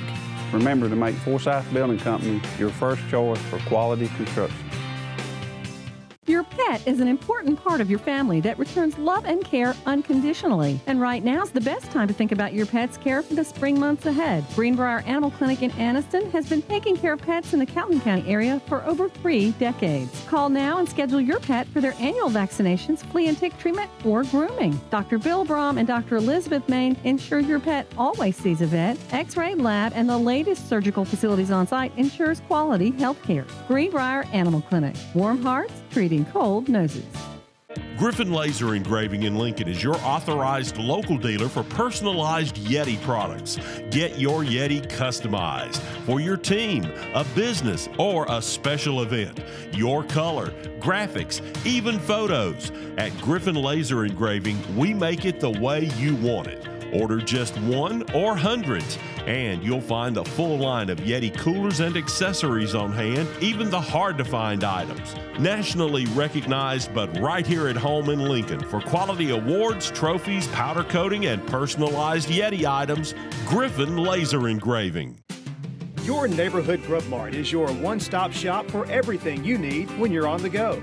Grub Mart features the best prices on Coke and Pepsi products and is home to the 99-cent bag of ice every day. And Grub Mart is your exclusive home for the popcorn bucket. Purchase yours for only $5.99, then bring it in for free refills throughout the year. That's right, free popcorn for a full year. Your locally owned and operated Grub Mart, in business for over 74 years. Harold Garrett Stadium in Vincent, where we are all tied up after one half of play. Vincent and Pleasant Valley. Grady Sapp, Brandon Steele here in the press box with you tonight. And Brandon, we saw a lot of what we expect, I guess, to really see in the early part of the season. Both teams with a lot of mental errors, a lot of offsides penalties. We've had some personal fouls, some holds, so a lot of penalties in that first half that were really drive killers for both teams. It was. We had a little bit of everything. Fumble, an interception, flags on the field. And teams that are pretty evenly matched. This game was a 42-0 blowout last year for Pleasant Valley, as it was one of their 2 wins they picked up on the season. But boy, Vincent is coming here tonight at home, and they're playing the Raiders a lot tougher this year. Well, you know, Coach McKellar, you know, when I interviewed him through the week, you know, that's one of the things he was saying. You know, he has 16 players that's never played football before, so this is all new to them. And but he said they didn't even have an off-season program in years past. This was their first season to have a off-season, you know, getting in the weight room and having some summer workouts. So he said, you know, his strong point was going to be the passing game. Pleasant Valley's coach said, hey, we're strong on the line of scrimmage. That's where I feel like I'm confident at. So, and it's really showed tonight. You know, although we've seen Pleasant Valley do some passing, but Vincent has really, you know, spread it out and trying to pass it and had some success. And Pleasant Valley, you know, is having that good run up the middle, making some good holes and making things happen and getting in the end zone. Yeah, and both teams, when they've gone away from their strengths, have seemed to have really struggled offensively, and we've seen some drives bogged down. You know, when you're trying to mix it up a little bit and going away from the strengths, it's kind of cost both of these teams to have some drive style out and not get in the end zone for points, and thus we're here at 7-7 at the half. That's right. We've seen the Pleasant Valley go out there. I don't know how many times we've seen him kind of break away out in the going outside, and Vincent has sniffed him out and tackled him right there in the open field. You know, we talked about Pleasant Valley a little earlier, but we'll kind of touch on that again for Pleasant Valley. One of the problems the Raiders have is playing in the region that they play in, because, you know, you have Piedmont, you have Weaver, you have Randolph County, you have Wellborn, you have Ohatchee. A lot of, you know, the state quarterfinals last year all took place from that region. All 4 teams were from the same region in the north. And the eventual state title winner came out of that region in Piedmont. So, you know, the Raiders play in a really tough region. So they have their work cut out for them really before any season begins.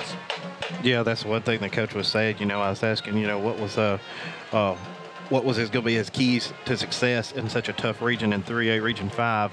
And he says, you know, he just preaches to them every day. You've got to bring it every week and learn to fight for 4 quarters and don't have any self-inflicted penalties. And we're seeing that tonight. What happens, you know, they're kind of at a stalemate right now, but them self-inflicted penalties and will really drive killers. How many drives have we seen broken up, you know, in the first quarter? You know, Pleasant Valley, you know, gets the ball and they drive downfield and they start getting them holds and jump false starts, and next thing you know, they're backed up and they kind of go back and forth with some punts, and then Vincent does the same thing. So really, you know, it could be a little bit higher scoring game. Yeah, Pleasant Valley really has enjoyed the field position all night long. They have started the majority of their drives. I think maybe all but one drive started in Vincent territory, and yet they only have the 7 points to show for it. So the Yellow Jackets have to be feeling pretty good about things from a defensive standpoint. They've made some big stands with their backs against the wall in this first half, so they've got to feel like if they can kind of get the field position changed a little bit, they've got a chance to do something. And, you know, Coach McKellar came in last year, it was his first season, and as you said, not even an off-season program until this past off-season. You know, this is a complete rebuilding job here for Coach McKellar at Vincent, and it's going to be a process that takes a little time, but, you know, I think he's got to be pleased in the progress that he's seen from last year to this year, just comparing the 2 games. Yeah, I was really impressed to say, he said he had 16 kids that never even touched a football before and only 8 seniors on this team. So for them to go out there and stand toe-to-toe with Pleasant Valley the way they have, just been awesome to watch. I mean, they've just been phenomenal on defense. They have been very strong. I was really impressed with Robbie Albright, number 9, down the stretch there late in that second quarter as Pleasant Valley had 2 chances down inside the 40-yard line of Vincent, and Albright came up with some really big plays to stop drives for Pleasant Valley. And, I think you see guys having some success like that. Your confidence grows, and it's going to be interesting to see what the mentality of both of these teams is when they come back out in the second half. I think we're going to see an awesome second half of this. Don't you? You think it's going to be a straight-up battle all the way to the end? Well, I was sitting here thinking during the break, if Pleasant Valley's going to come out here or Vincent's going to come out here and one's going to dominate the other, but I don't. I think we're going to have a low-scoring game.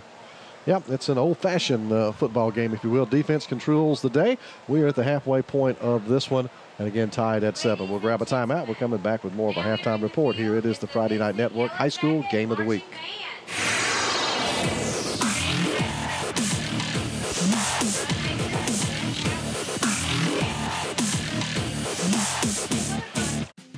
Your neighborhood Grub Mart is your one-stop shop for everything you need when you're on the go. Grub Mart features the best prices on Coke and Pepsi products and is home to the 99-cent bag of ice every day. And Grub Mart is your exclusive home for the popcorn bucket. Purchase yours for only $5.99, then bring it in for free refills throughout the year. That's right, free popcorn for a full year. Your locally owned and operated Grub Mart, in business for over 74 years.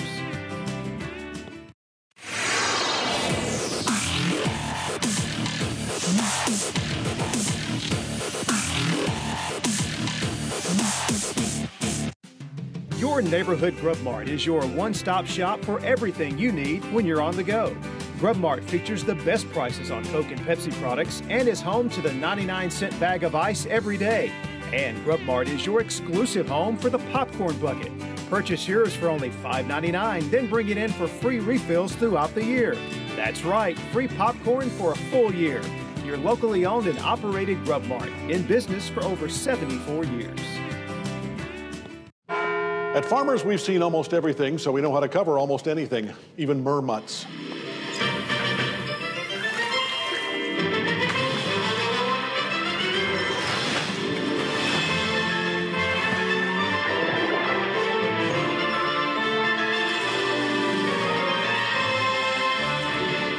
And we covered it February 3rd, 2016. Talk to farmers. We know a thing or two because we've seen a thing or two. We are farmers. Bum, bum, bum, bum, bum, bum.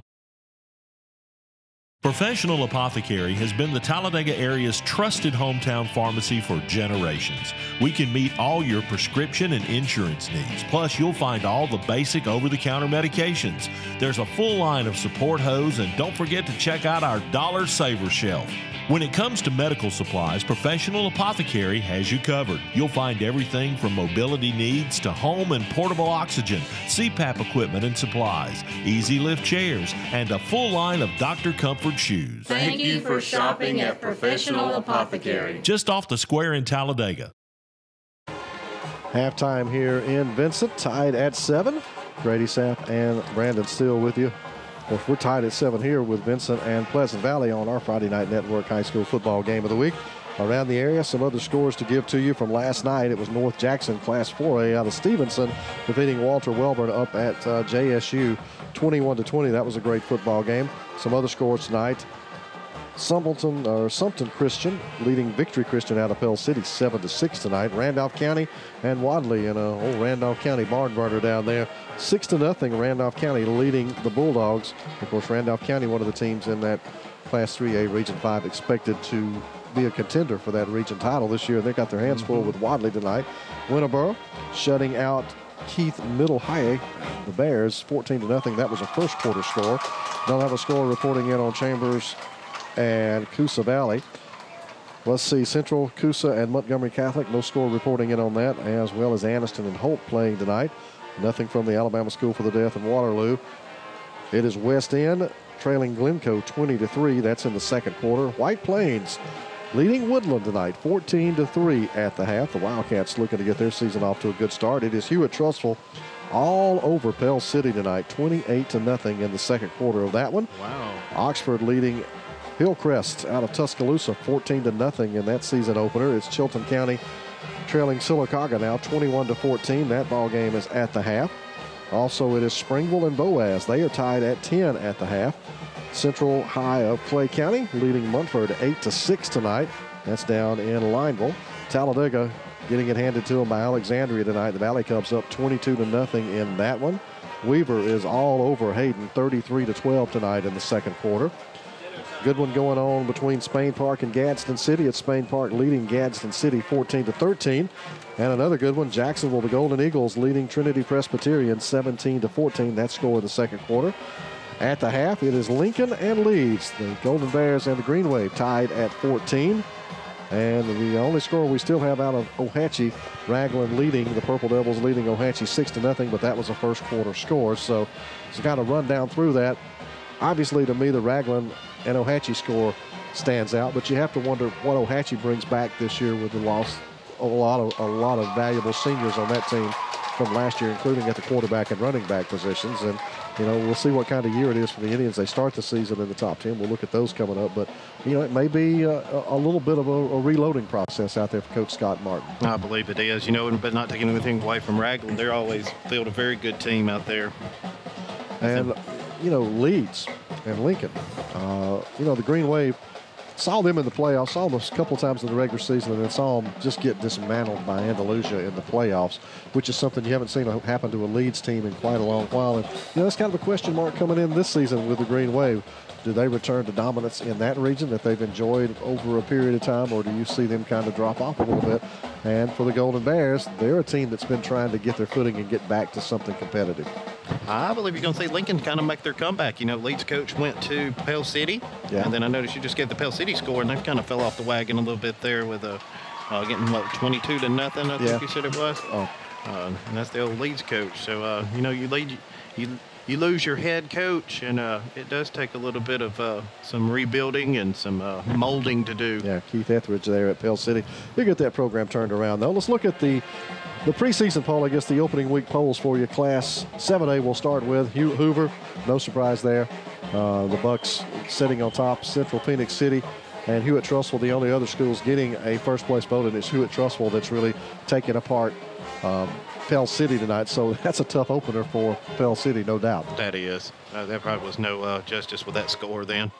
And, of course, you see there Gadsden City and Spain Park. They're in a tight ball game. Gadsden City not in the top 10. Spain Park there sitting in 7th. So I think 7A will be, as always, competitive. Looking down in Class 6A, Ramsey opens the season on top of the poll. Hillcrest, Tuscaloosa, they're up in Oxford tonight, getting beat right now by the Yellow Jackets, getting shut out. Oxford opens at 7 on the poll. Then, of course, it was a great run last year for the Yellow Jackets right up until the first round of the playoffs. They went undefeated in the regular season. It sure was. You know, maybe getting a win over Hillcrest Tuscaloosa tonight, that might move them up a few notches. Of course, that's where Coach Scott Martin came from, was over at Hillcrest Tuscaloosa. So some interesting matchups there. Auburn and Opelika both in the mix in Class 6A as we'll now drop down. Take a look at Class 5A coming into the night. Beauregard, the defending state champs, they start the season on top at number 1. Also, you see Alexandria with a pretty high ranking there at 5th. Central Clay County, the only team to beat Beauregard last season.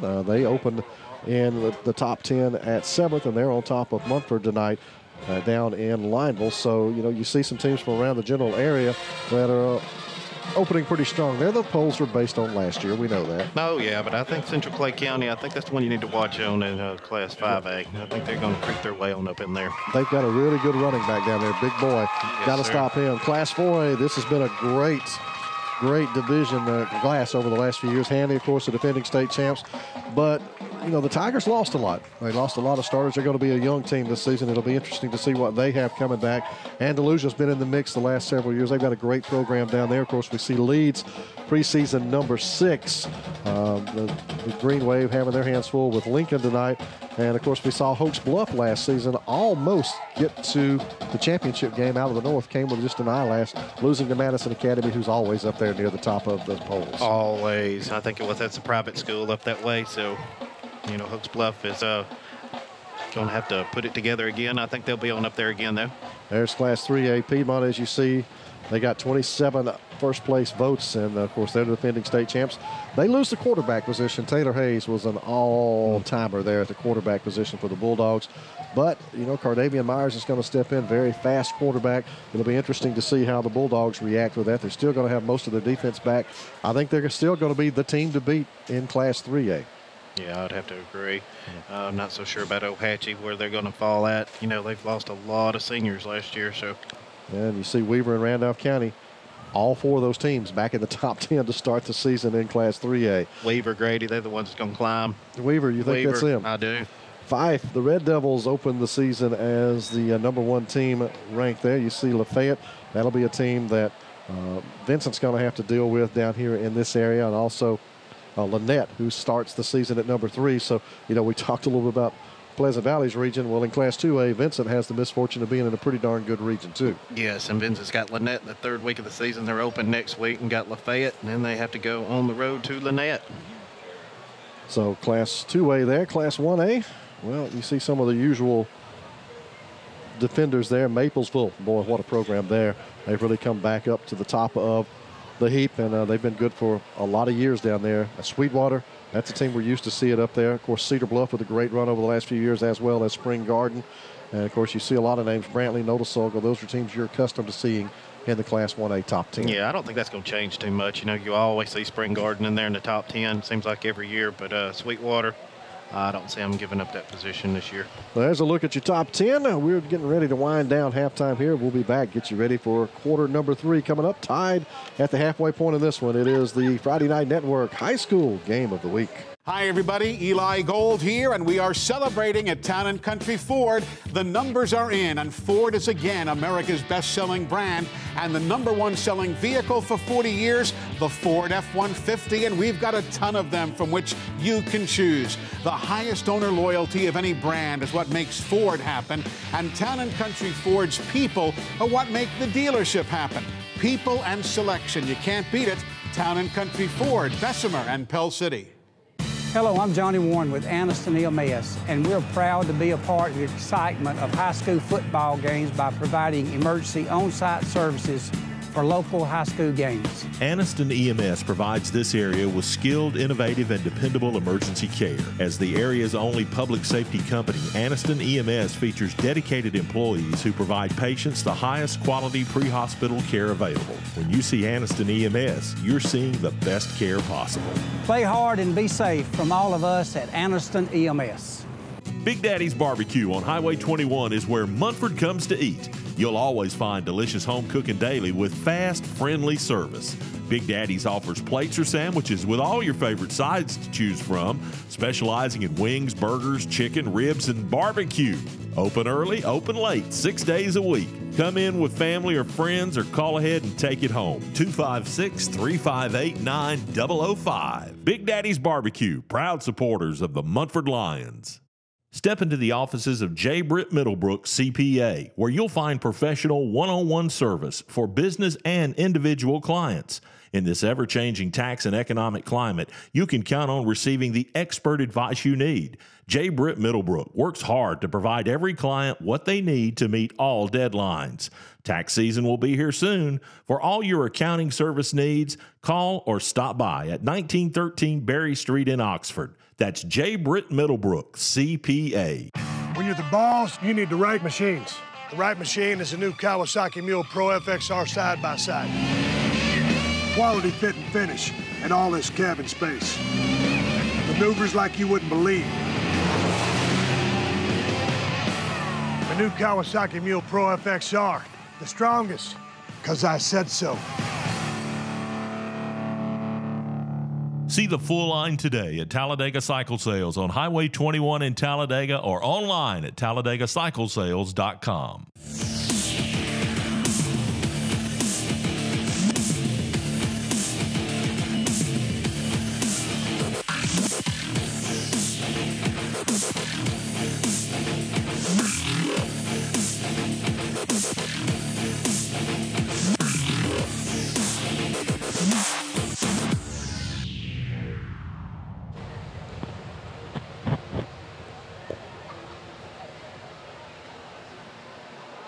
The teams have returned to the field, starting to get loosened up over in the end zone to our left, a couple of minutes away from the start of the third quarter. Grady Sapp and Brandon Still with you here on the Friday Night Network, our kickoff to the 2017 season. Of course, now we are in week 0.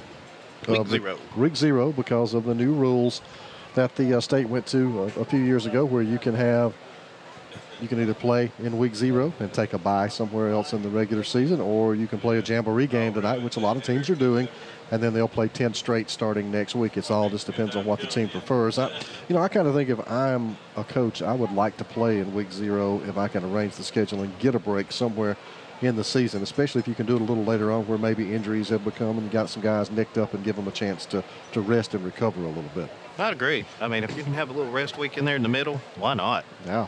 Get you time to get out there and do some scouting, give the boys off on a Friday night, let them get out there and watch some other teams play.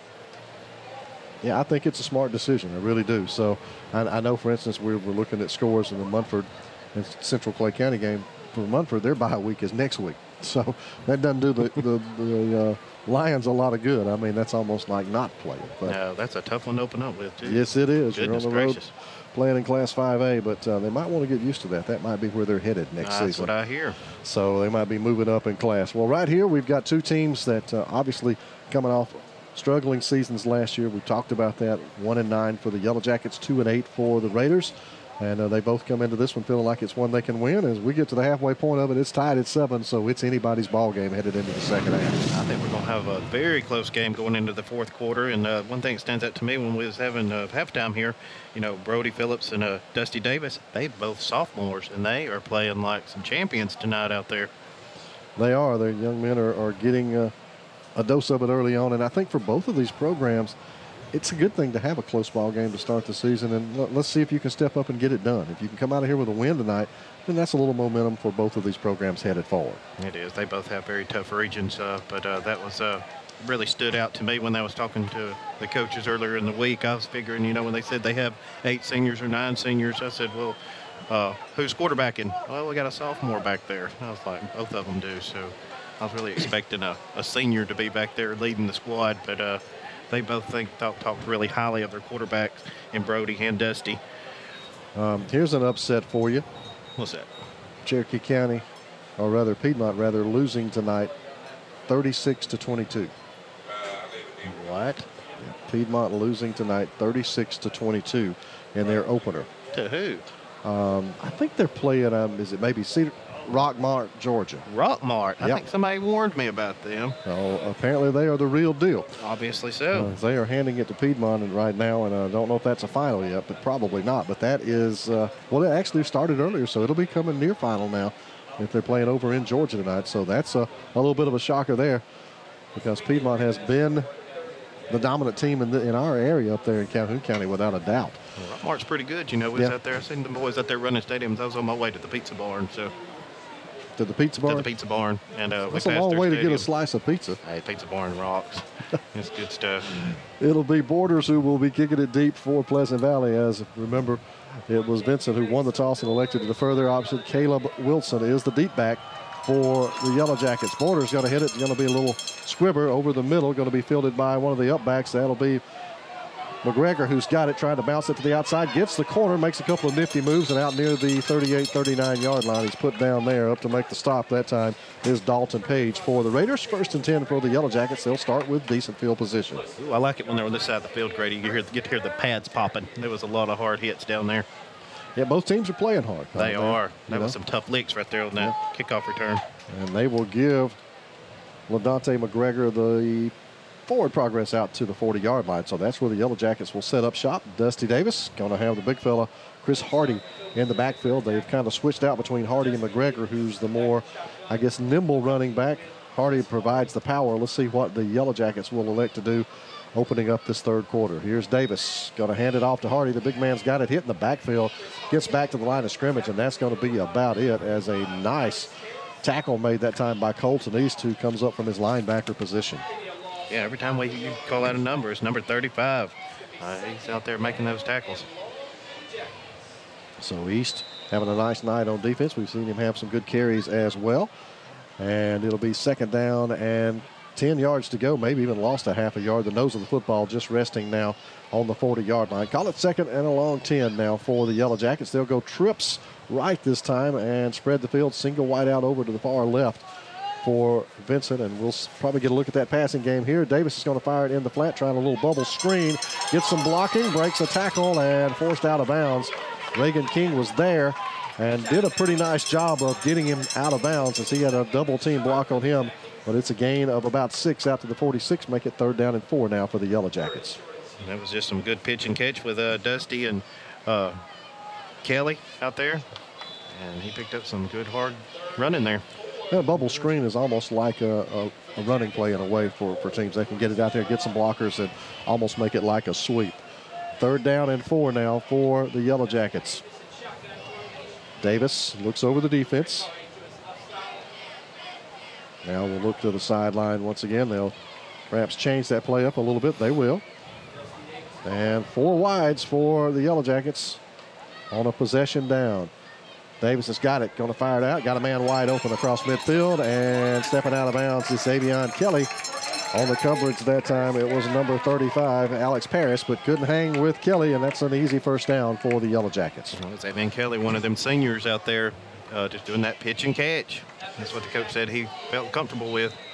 That's got to help your sophomore quarterback to have a group of receivers that have some experience like Avion Kelly. Well, you know, when Coach told me he had a 6'1", 240 running back, when we got to the question of what's your strong points, I thought, well, that's going to be the running game. No, he said we love to pass, and we're seeing it right now. Davis has got Hardy stacked behind him. Again, they'll have 4 receivers in the pattern. Give it to Hardy right up the middle, and again, he is upended. And again, this time it's the Pleasant Valley Raider who makes the stop and maybe got the worst end of that. He may have taken a knee to the head as he went low on Hardy. As you said earlier, you got to hit the big man low, and sometimes you pay the price when you do that. And he did. There's not much movement out there, but they're out there on top of him right now, yeah, checking him out. He is moving around, so we've got an injury on the field. We'll take a timeout early in the 3rd quarter, tied at 7 here on the Friday Night Network. What's behind the CA? A world full of opportunities. Where are you now? Where are you going? Where do you want to be? These are all important in determining your path in life. More importantly, why be ordinary when you can be extraordinary? At Central Alabama Community College, you can be anything you wish to be. Don't put your future on hold and don't settle for less than excellence. We are Central Alabama Community College. Central to you. Central to your success. Custom Pizza on Highway 77 is where the Talladega area comes for one-of-a-kind homemade pizza. Made fresh to order, including the dough. Get yours with the toppings you want or choose from one of our many specialty pizzas. And just because it's fresh and homemade doesn't mean it has to cost more. Daily specials include a 1-topping pizza you can pick up for just $8.75. Dine in, curbside, carry out, or delivery. For the best pizza in Talladega, it's Custom Pizza. They also have calzones, hoagies, muffalettas, pasta, wings, even desserts. Call 256-362-3339 and place your order now.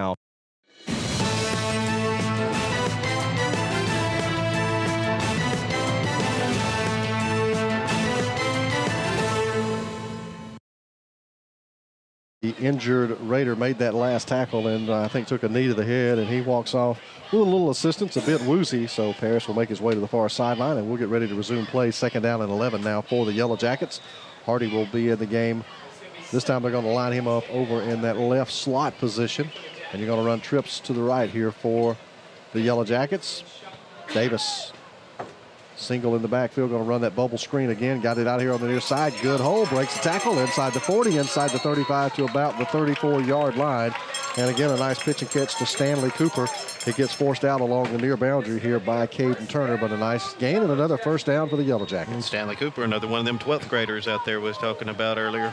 Pitch and catch. Can't stop it. Pleasant Valley just don't have an answer for it right now. Really, they're not doing anything fancy. They're throwing a bubble screen out to the quarterback's right, and the blocking is nice, and a couple of broken tackles, and you've got a 1st down. That's it.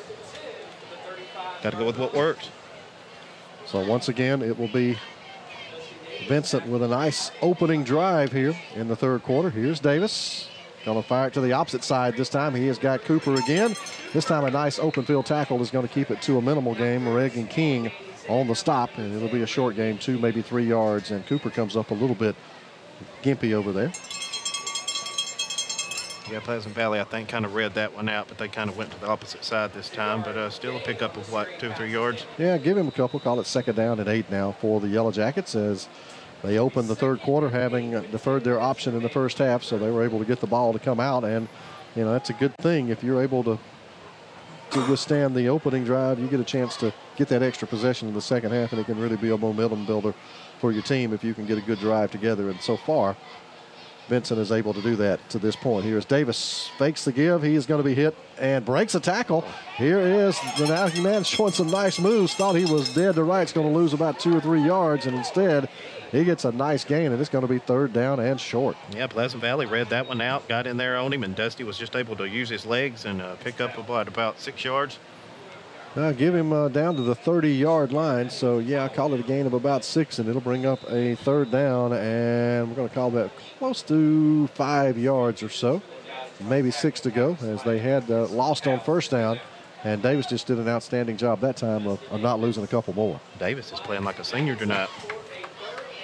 Let's see if the Yellow Jackets will go back to the air. Once again, they have not been shy about that on this drive, throwing a lot of screens, and it's been effective. Davis is going to roll out. He's got pressure, and he's dropped. What a big defensive play that time. Knifing up through the offensive line and making a huge play for Pleasant Valley. That is Adam Pritchett.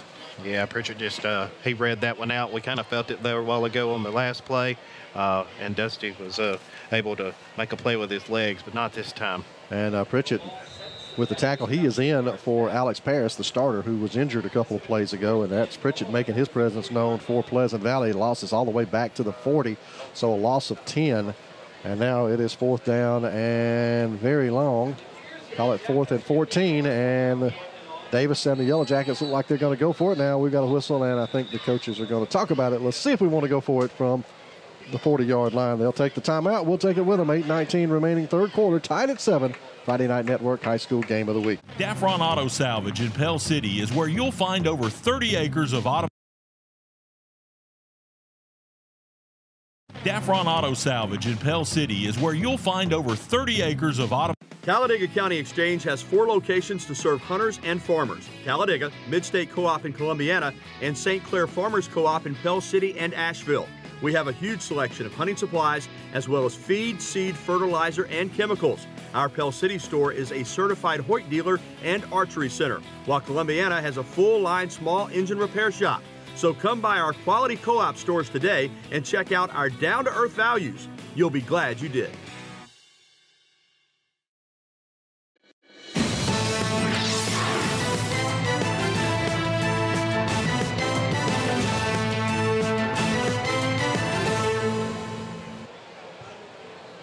Tied at 7 here in Vincent. The Yellow Jackets with decision time. They had a nice drive and then a couple of negative plays that got them back into a 4th down and long. 4th and about 14, maybe 15 yards to go for the Yellow Jackets. And they are at the 40-yard line of Pleasant Valley with a decision. And it looks like it's going to be go for it here on 4th and call it 15 to go.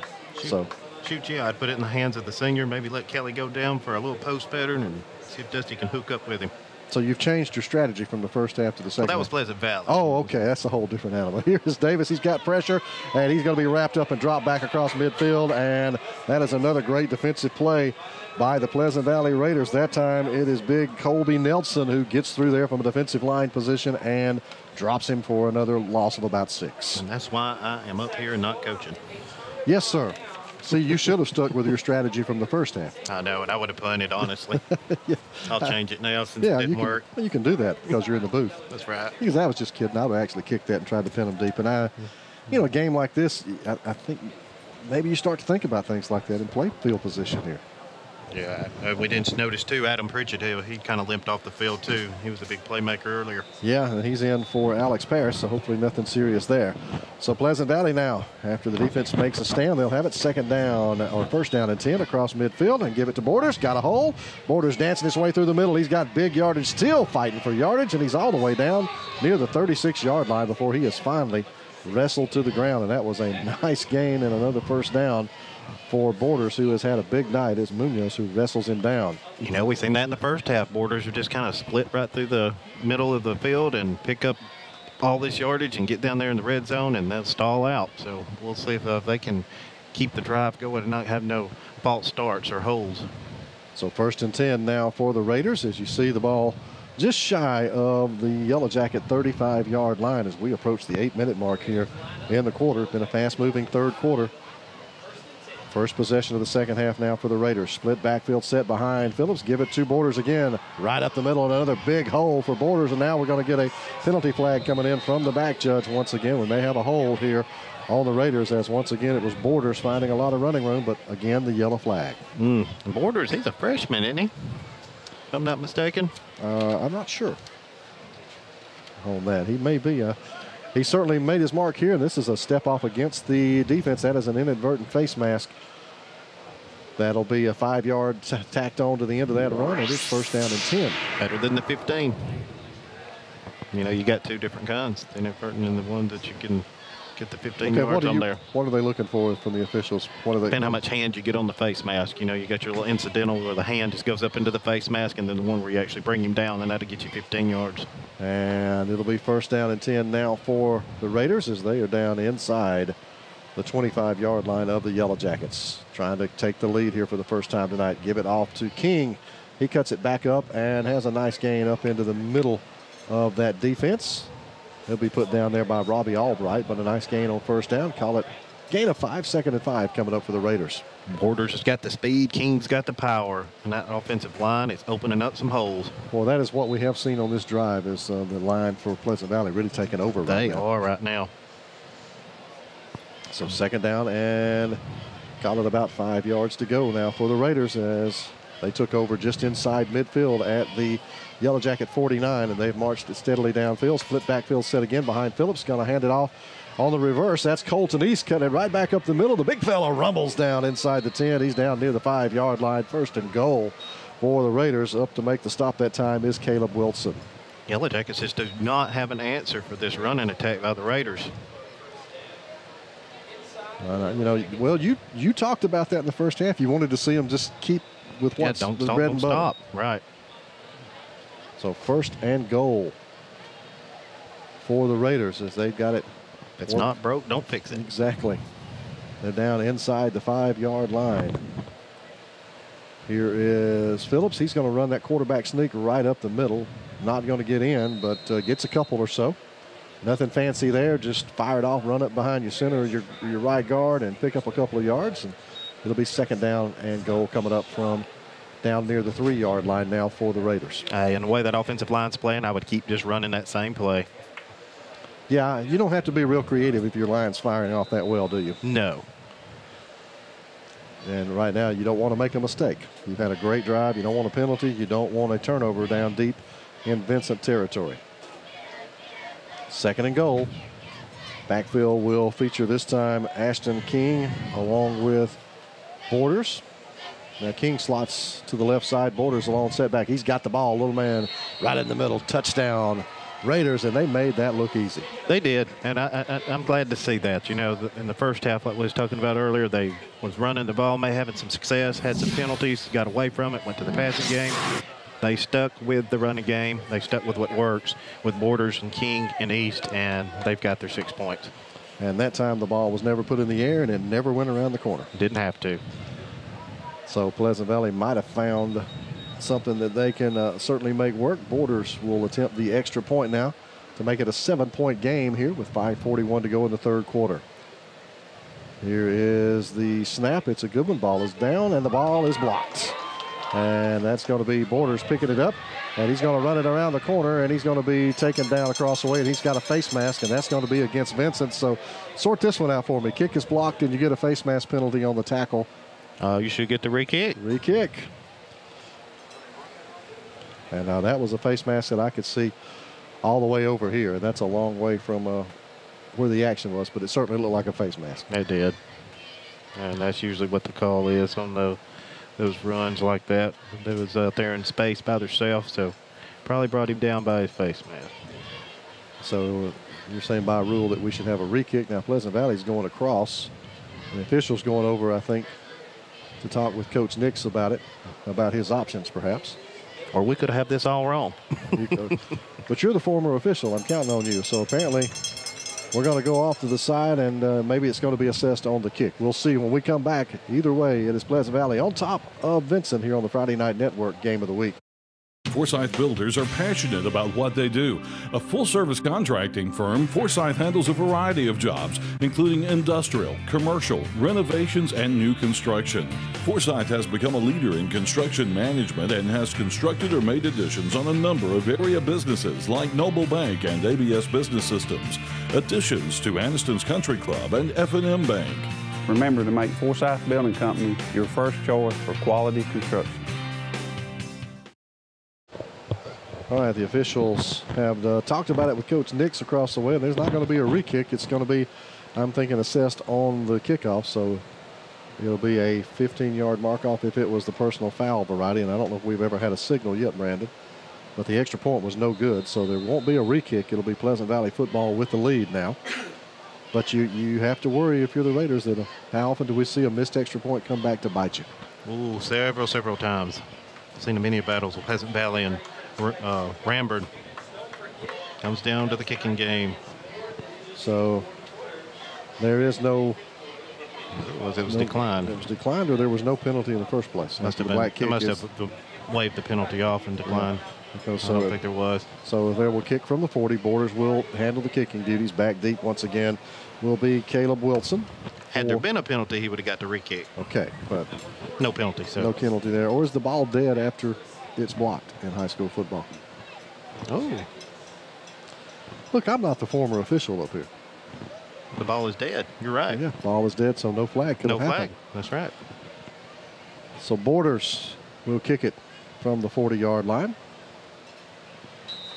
And we'll see what he elects to do. That's another one of the squibbers, and that one's going to squib right on out of bounds. So Vincent will have nice field position out at the 35-yard line to start this next drive. Down for the first time in this football game, and they got to be back on their heels a little bit, Brandon. They had a good drive themselves to open the quarter. It stalled out with some good defensive plays by Pleasant Valley, and then Pleasant Valley's offensive line just took over on that drive for the Raiders. Yeah, I think the Yellow Jackets are a little shocked right now after the way they were manhandled by the Pleasant Valley Raiders there in the last part of the quarter. And the officials once again discussing the penalty and where to spot the football, and it's going to be at the 35. So it'll be first down and 10 for the Vincent Yellow Jackets from that point. They have an option right there when they kick out of bounds to take the ball where the ball went out of bounds or a re-kick.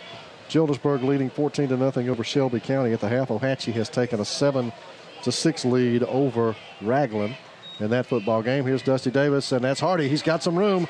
Rumbles across the 40 out near the 42-yard line, and he'll be taken down there. Knocked off his feet up the way by Borders, and also in on that stop was number 14. That is Nick Smith for Pleasant Valley. It looks like Vincent's just taking the safe route and put it back in your running back's hands and see if he can make some plays, kind of mix it back up. They kind of got away from the running game there. They kind of pass, and now they're going to maybe mix it back up, maybe see what Hardy can do. That was a pretty good run. Got another Pleasant Valley Raider that goes off the field a little shaken up, so now officials will mark it back in play. Second down, and we'll call it about 4 yards to go. We'll call it about 3 yards to go for the 42. Here's Davis. Fake it to Hardy. Fired out in the flat. Got his man. That's Albright. He is across midfield and rumbles his way down inside the 45-yard line. He'll be knocked out of bounds at that point by Nick Smith, but a nice drive started here by the Yellow Jackets. I like it. Mix it up with a run, pass. That pass is going to open up the run. Make some things happen. So Vincent responding nicely after the Pleasant Valley score as they try to come down the field and maybe retake the lead here in this third quarter, as we are over halfway done with third quarter action here in Vincent tonight. Davis will have Hardy. He'll operate out of that shotgun. Pistol look this time and motion. And they fake the end around, give it right up the middle. Hardy, big hold. Big fella is loose, rumbles down to the 29-yard line, bowling over tacklers. And he has got the Yellow Jackets in business with another first down. Ashton King makes the stop from his linebacker position. And I think Ashton's got to be saying, hey, somebody hit him before he gets full speed, and I have to bring him down. Yeah, Pleasant Valley just don't have an answer. They're sitting there with a shocked look. They don't know if it's going to be in the air, if it's going on the ground. Very good job by Vincent Yellow Jackets here mixing it up a little bit here in the third quarter. So 1st and 10 for the Yellow Jackets. They have wasted little time marching it right back down the field. They're down inside the 30 at the 29, 1st down and 10. And Davis has Hardy over to his left. Albright in a slot right this time for the Yellow Jackets. Fired in the flat, got his man, and a good open field tackle across the way. That is Reagan King making the stop on Caleb Wilson, who catches it and really didn't have a chance to turn it up, but still it's a nice gain on 1st down. Very nice gain. I'll take it all day long. Just a little pitch and catch. And we've got a penalty flag over on the far sideline. It was about time for one, right? It was. It's been, what, 2 minutes? Yeah, at least. No, just a sideline warning. Oh, there we go. Against Pleasant Valley. No real flag there. But they get one warning, and then the next time it's a 5-yard step off. So the gain stands, and it was a short one. It'll be 2nd down. They haven't moved the marker yet, but it's 2nd down after a gain of about 4. Call it 2nd down and 6. There goes the marker, man. Fired out, got the bubble screen out here in the flat, making a move. Might be off to the races inside the 10 is Xavier Kelly, and it's going to be 1st down and goal for the Vincent Yellow Jackets, as another Raider is on the ground after the big hit, and we have got players waving for the trainers and the coaches to come in from the sideline, as Reagan King is the injured Pleasant Valley Raider, and I don't know if that's maybe a cramp or what, but he is limping off the field, and I think that looks like a cramp. All I saw was a bunch of bodies flying everywhere. Yeah. They were going everywhere. And again, the Raiders are shocked right now. Yeah, that pass in the flat worked to perfection once again, as Xavier Kelly was just off to the races. And he was. He delivered a hit to King down there, and it's 1st down and goal for the Raiders, as they have it down at the 4-yard line, or 1st and goal for the Yellow Jackets, as they have it at the 4 of the Raiders, as we march toward the 3-minute mark, down to 3:25 now here in the third quarter. Yellow Jackets trail by 6. Don't be surprised to see this go in the hands of Dusty Davis. I wouldn't be surprised to see Big Hardy get it back over there, and he's going to turn and give it to the big fella. Right up the middle, hit down. Is he just shy? He is going to be down inside the 1, as he was knocked off his feet. Didn't get the number. I think it might have been Tristan Salster, as he's having to go off with an equipment problem, as he made the hit, and that took Hardy off his feet. But boy, it's 2nd and goal inside the 1-yard line. Is it me or Hardy just running harder this half? I think he's running with a little more purpose. I think you're right. He wasn't running that hard in the first half. He is pushing it. Now they have split him out into a wide receiver position, and Davis is alone in the backfield, and now changing the play, and now we've got motion, and that just was a disaster, as he is belted as Dusty Davis. Has coming free was one of the big linemen. That was number 52, Colby Nelson, who just planted Dusty Davis on that play, and that was doomed from the start. Why? You got everything running perfectly. You put in the hands of Hardy. He's picking up yardage, and Dusty's connecting with Kelly, and then you run something sneaky, and you get nailed with a penalty and get your quarterback drilled. Why? And now you're looking at 2nd down, and call it more like 6 yards to go for the touchdown. If it's not broke, don't fix it. Yep, 2nd and goal for the Vincent Yellow Jackets. Call it to 5.5. We'll call it 2nd and 6. Give it to Hardy. He is right up the middle, dances to the outside, hits, spins, and close, but no cigar. It'll be 3rd down and goal coming up, as he bounced off tacklers and got it down inside the 1-yard line. So 3rd and goal for the Yellow Jackets. I'm betting we see Hardy get it again. I think so. I don't think they're going to run no trickery right here. Every time they do, it ends disastrously. He's got a big line, disastrously. Yeah, is that a word? It is now. It is? Okay. We'll have to, I'll make a note of that. We'll use it. But yes, I would put it in the hands of Hardy and just let him bash up the middle. So 3rd and goal, just outside the 2-yard line. Hardy's got it. He's hit, but he walks in the end zone.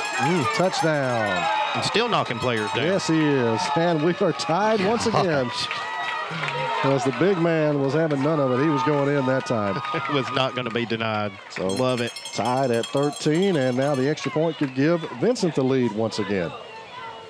So both teams with very impressive drives in this third quarter to capture perhaps the lead in this ball game. Munoz will be kicking the extra point out of the hold of Xavier Kelly. And Munoz has been very solid. Here is the kick, and that is up, and that is good. And Vincent leads it 14-13. It is the Friday Night Network High School Game of the Week. Your pet is an important part of your family that returns love and care unconditionally. And right now's the best time to think about your pet's care for the spring months ahead. Greenbrier Animal Clinic in Anniston has been taking care of pets in the Calhoun County area for over 3 decades. Call now and schedule your pet for their annual vaccinations, flea and tick treatment, or grooming. Dr. Bill Brom and Dr. Elizabeth Main ensure your pet always sees a vet. X-ray lab and the latest surgical facilities on site ensures quality health care. Greenbrier Animal Clinic. Warm hearts, treating cold noses. Griffin Laser Engraving in Lincoln is your authorized local dealer for personalized Yeti products. Get your Yeti customized for your team, a business, or a special event. Your color, graphics, even photos. At Griffin Laser Engraving, we make it the way you want it. Order just one or hundreds, and you'll find a full line of Yeti coolers and accessories on hand, even the hard-to-find items. Nationally recognized, but right here at home in Lincoln for quality awards, trophies, powder coating, and personalized Yeti items, Griffin Laser Engraving. The Vincent Yellow Jackets have an answer after the Pleasant Valley score. They march it right down the field as Hardy takes it in from the 2-yard line, and Youngblood will hit it. High end-over-end kick. The Yellow Jackets back on top in this one. Here comes Pleasant Valley out the return. Spun around out across the 35, out near the 36-yard line is Connor Wolf, and that's where the Raiders will set up shop to try to see if they can go back down and reclaim the lead. Well, Grady, I don't know what's going on around the area, but we got us a football game going on tonight. We've got a good one tonight, that is for sure, here in Vincent. Some scores from around the area. It's White Plains still leading Woodland 14-3 in the third quarter now. Oxford up 14-0 over Hillcrest, Tuscaloosa in the third. Alexandria shutting out Talladega 30-0 in the third. Anniston shutting out Holt 34-0 at the half. Sylacauga leads Chilton County 28-20. Central Clay County and Munford in a good one, 14-12. The Volunteers lead that one in the third quarter. Weaver leads Hayden 29-12 and now leads up on Lincoln 24-14. Them Bearcats. Telling you. No, that's the Golden Bears that are getting beat. Oh. Here is the give to Borders. Pleasant Valley goes right back to what was working. And he's going to have a couple to the 40-yard line. That's going to be it. Hardy on the stop that time for the Yellow Jackets. Pleasant Valley really didn't come off the ball with authority like they was the last time they had possession. I don't know if that was just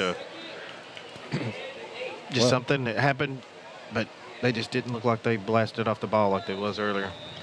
So 2nd and long, 2nd and 8 now from the 40. Do you stick with the running game up the middle, getting a longer second down here, or do you go away from what was working? We'll see what the Raiders will choose to do here on 2nd and long. Phillips will be under center. Borders. Look at the Yellow Jackets loading that box. Yep, they are stacking it up. Borders is going to be hitting the backfield, spins out of that initial tackle, but Albright gets into the ground, might have got a half yard, and that's it. So the Yellow Jackets right now selling out on defense, Brandon. They are. They're daring the Raiders to pass the ball. So I don't think you can beat us with the pass, and I'm not sure they can. I don't know. I know they don't. It don't work when that quarterback gets out there, when Brody gets out there in the flat. Well, Reagan King is back on the field. He's the speedster, the quarterback that's a dual threat, and they'll put him in and probably roll him out, give him the option of pass or run here. He'll go under center, not going to operate out of the shotgun. And here's King. Got a split backfield set with King, and Borders in the backfield makes the first man miss, and he is just level. That is Hardy on the stop, and King is out. Oh my goodness, what a hit, and Reagan King is down on the field for Pleasant Valley, as it was a huge hit that time by Chris Hardy. And now King is starting to move around. Good to see that, as thought it might have knocked him cold for a minute there. Did you see that? Wow. Wow. He can run the ball and he can tackle. And he put a lick on Reagan King that time. So while they attend to Reagan on the field, we'll grab a timeout. It is the Friday Night Network High School Game of the Week. Your neighborhood Grub Mart is your one-stop shop for everything you need when you're on the go. Grub Mart features the best prices on Coke and Pepsi products and is home to the 99-cent bag of ice every day. And Grub Mart is your exclusive home for the popcorn bucket. Purchase yours for only $5.99, then bring it in for free refills throughout the year. That's right, free popcorn for a full year. Your locally owned and operated Grub Mart, in business for over 74 years. At Farmers, we've seen almost everything, so we know how to cover almost anything, even mermutts.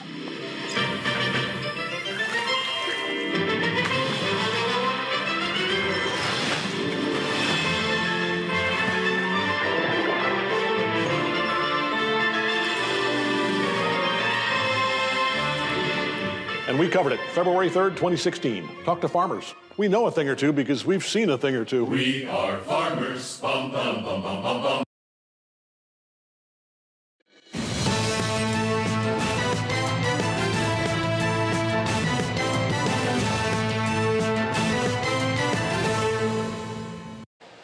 Chris Hardy was the workhorse on the touchdown drive for the Vincent Yellow Jackets, and then on defense he unloads on Reagan King, and Reagan has just gotten into a sitting position, and he just took a whale of a lick from Mr. Hardy on that last play. Well, Grady, I hate to see anybody get injured, but that is what football is about. That was a lick. That was.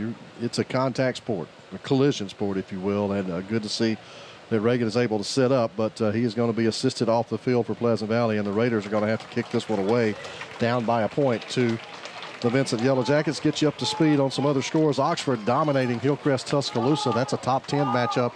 Yellow Jackets lead that one 21-0 tonight, and Hillcrest without a first down in that one. Are you serious? Serious. Not a first down? Not a first down. Oxford's going to move up a few notches. Childersburg leading Shelby County still 14-0. Ohatchee now up 14-6 over Raglan, as they have gotten the lead in the fourth quarter. And also tonight, it is Jacksonville and Trinity Presbyterian. They are tied at 17 in the third. Leeds now out by 10, 24-14 over Lincoln. That ball game in the third. Gadsden City and Spain Park 21-19. Spain Park on top. Weaver, that lead is shrinking. They lead Hayden now 29-18 in the third. Can watch them Bearcats. 42-3 Hewitt-Trussville over Pell City. 14-12 Central Clay County over Munford, and Chilton County and Sylacauga with a good one going on tonight. 28-26 Sylacauga on that one. And now we've got a whistle, and that's the end of the third quarter. It's a one-point game going to the fourth here on the Friday Night Network Game of the Week. Professional Apothecary has been the Talladega area's trusted hometown pharmacy for generations. We can meet all your prescription and insurance needs. Plus, you'll find all the basic over-the-counter medications. There's a full line of support hose, and don't forget to check out our Dollar Saver shelf. When it comes to medical supplies, Professional Apothecary has you covered. You'll find everything from mobility needs to home and portable oxygen, CPAP equipment and supplies, easy lift chairs, and a full line of Dr. Comfort shoes. Thank you for shopping at Professional Apothecary. Just off the square in Talladega. When you're the boss, you need the right machines. The right machine is a new Kawasaki Mule Pro FXR side-by-side. Quality fit and finish, and all this cabin space. Maneuvers like you wouldn't believe. The new Kawasaki Mule Pro FXR, the strongest, because I said so.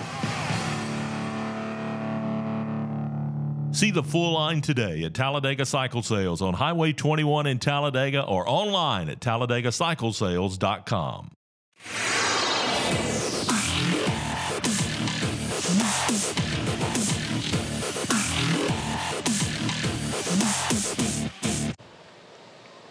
We welcome you back here to Vincent, Harold Garrett Stadium, where the Yellow Jackets enjoying a 14-13 lead over the visiting Pleasant Valley Raiders, as we have the lowering of the flag ceremony going on at the far end of the field. About ready to start the fourth quarter of action. Grady Self alongside Brandon Steele, and well, we saw a big momentum swing in that third quarter, as Vincent with the opening drive couldn't get it in the end zone after it stalled out, and then Pleasant Valley with the impressive drive on their first possession to take their first lead. But then how about that drive by Vincent to take the lead back, and then Hardy. That's a name to remember for this Vincent team. Chris Hardy, as he has been dominant on both sides of the football. He is a monster. He is the one-man show right now. As they continue the folding of the flag here as we start this fourth quarter in Vincent. And, I think it's gut check time for Pleasant Valley right now. You're going to have to punt the ball away. Vincent has all the momentum. They're at home. And they have a lot of motivation in this game, given it was a 42-0 shutout that they suffered last year in this one.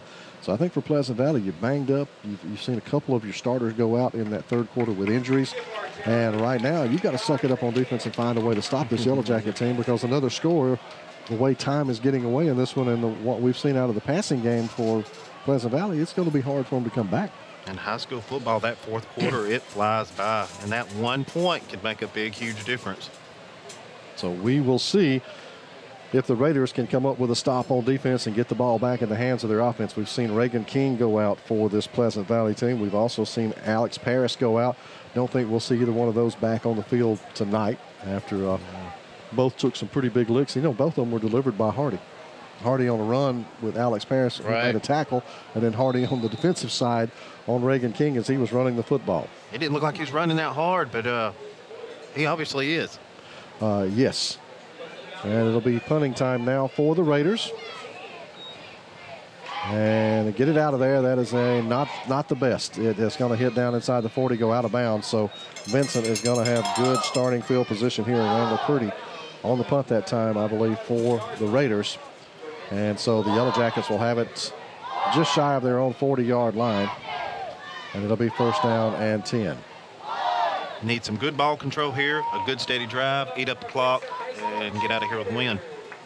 That's what the Yellow Jackets are looking for. Actually, let me correct myself. I think the kicker was Hunter Ramsey. And for the Raiders, you're looking for your defense to step up, and some young guys are having to step in and play right now and see if they can make some plays and you can get a stop defensively. And they've gone back now to LaDonte McGregor in the backfield. They're going with the speed in the backfield this time. Going to roll him out, get the ball out to him in the flat, and he's got some room outside the 40, picks up a block across the 45, and he has belted down out about the 48-yard line, but that is a gain of 8, second down and 2 coming up. As out to get him down was Nick Smith, and also in on the stop, Colby Nelson. Some good hard licks out there, but you know you can't, if you're Pleasant Valley, you can't have them getting 8 yards on first down. No, you can't. And some jawing going on back and forth right now between the two. I've had good sportsmanship. Hardy and Colby Nelson were having a chat, and then they pop hands and show good sportsmanship there. How can you not have good sportsmanship with Hardy? You just tap him on the head and say, good job. Good job, big fella. I don't think I'd want to argue with him. No. So second down, and call it closer to, about 2. Call it second and 2 from the 47-yard line. Got to get it out to the 49, do the Yellow Jackets. Hand it to Hardy. Coming left, looking for room. Upended, but he's going to have his first down. Kind of rolls across the 50-yard line. As getting an arm in there and tripping him up was Hunter Ramsey, but it's first and 10 for the Yellow Jackets. You know, I'm not a big fan running to the outside like that, but you know, it was just enough to pick up a couple of yards there and get the first down and give it in your hands of Chris Hardy. And now back on the positive side of midfield are the Yellow Jackets once again. And the clock will start on the official signal. And as we said before, as you said, fourth quarters tend to fly by. They do. And all Vincent's got to do is just put it in the right hands of their playmakers, and it would not see anybody's hands other than Dusty Davis and Hardy right now. All right, Chris Hardy is going to be flanked to the right side of Davis out of that shotgun look for the Yellow Jackets, and he's going to get the carry again going up the middle, dances through and knifed off his feet. Borders with the stop that time, and also was hit up near the line of scrimmage with a good play up there by the nose guard, Tristan Salser. Chris Hardy falls down and gains 4 yards, Grady. Yeah. I'm going to give him 3 to the 46, make it second down and 7. And he was kind of nimble there with a little footwork there. He was. I thought he was fixing to break it. Yeah. You would not want to see that man coming at you running downhill. No, and I bet Pleasant Valley secondary is thinking, oh, thank goodness, get him up front. Get him down at the line. Second down and 7 now for the Yellow Jackets as we approach the 10-minute mark here in the fourth quarter. Give it to Hardy right up the middle, cuts to the outside, bowls over a couple of tacklers, and he's going to have his first down just short of the 40-yard line. I believe not going to be a little short. Going to be third down and call it 1.5 yards coming up to make it 2 as they'll spot him back at the 41. Just being conservative there, give it to Chris Hardy and let him plow right up the middle, and almost picked up a first down. I don't think he really got a good spot on that one, to be honest. Yeah, I thought he got closer to the 40, but they'll spot him back at the 41 and call it 3rd and 2.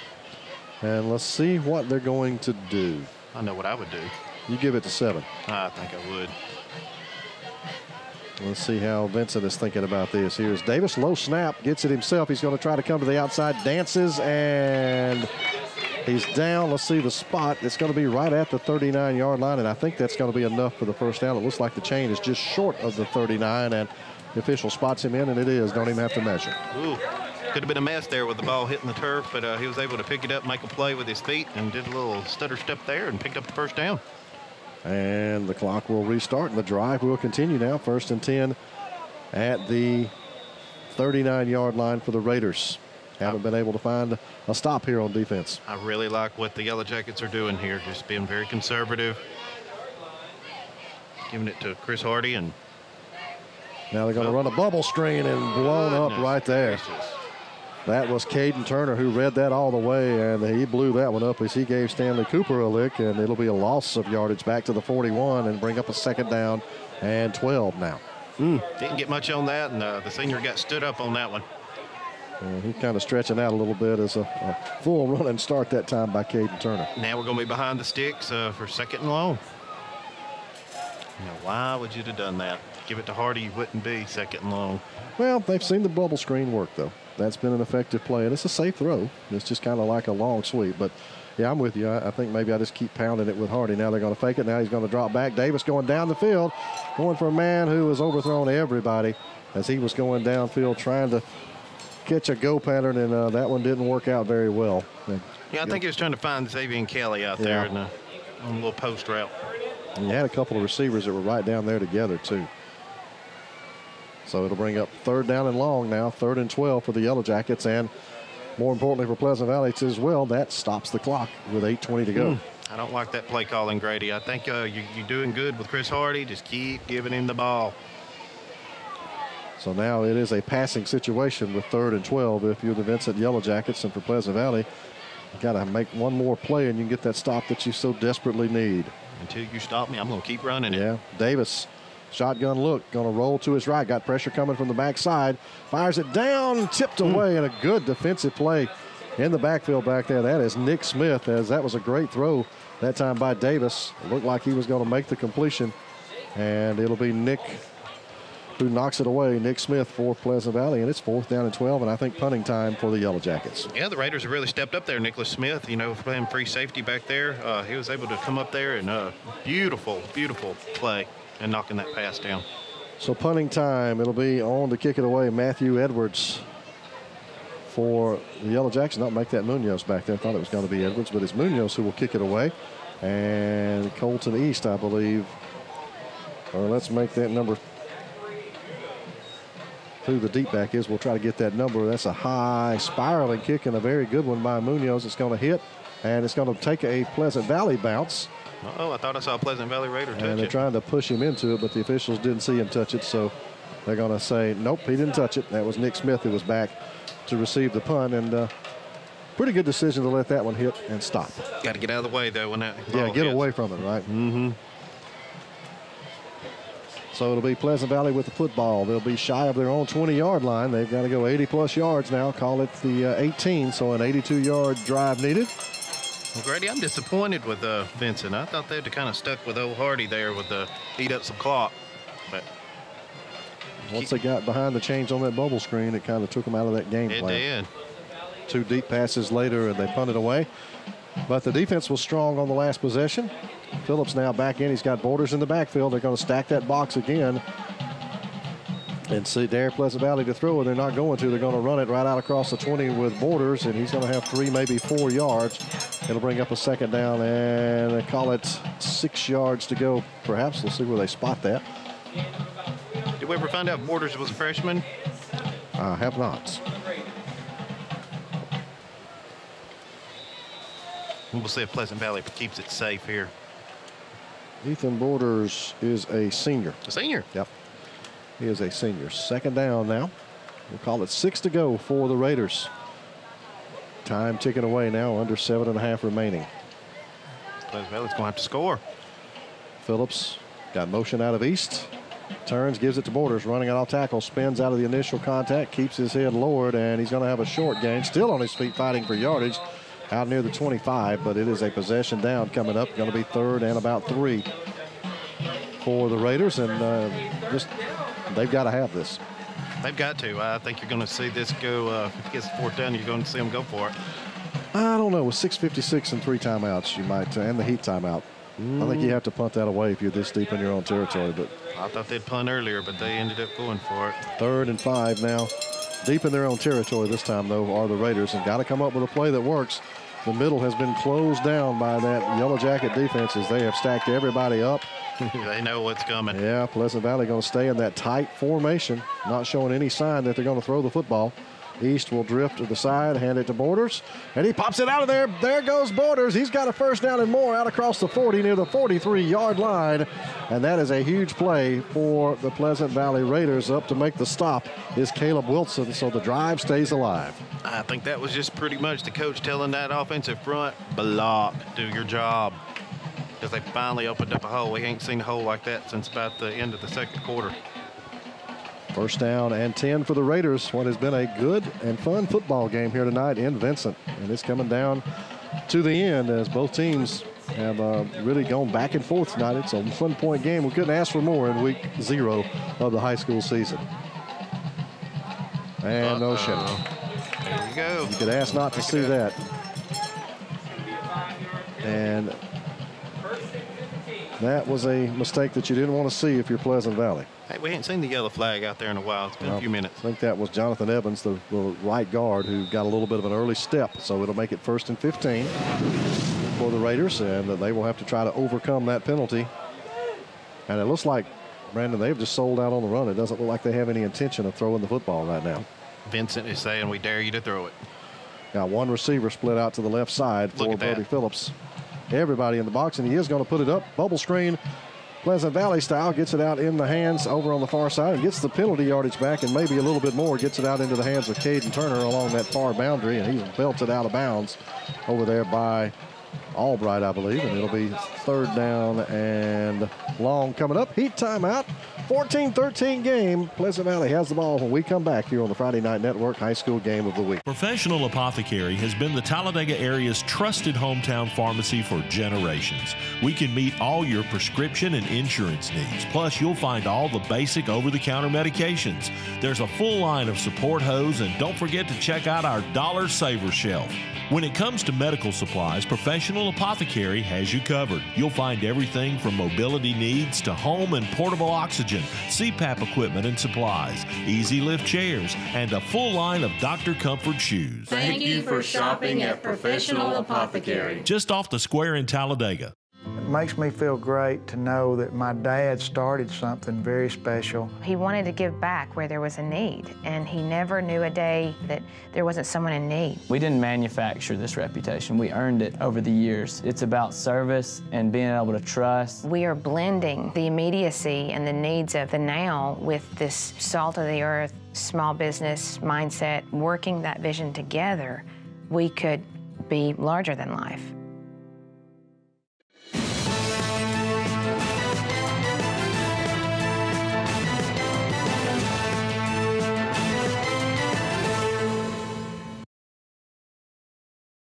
There goes right up the middle again. I think that's Borders on the carry.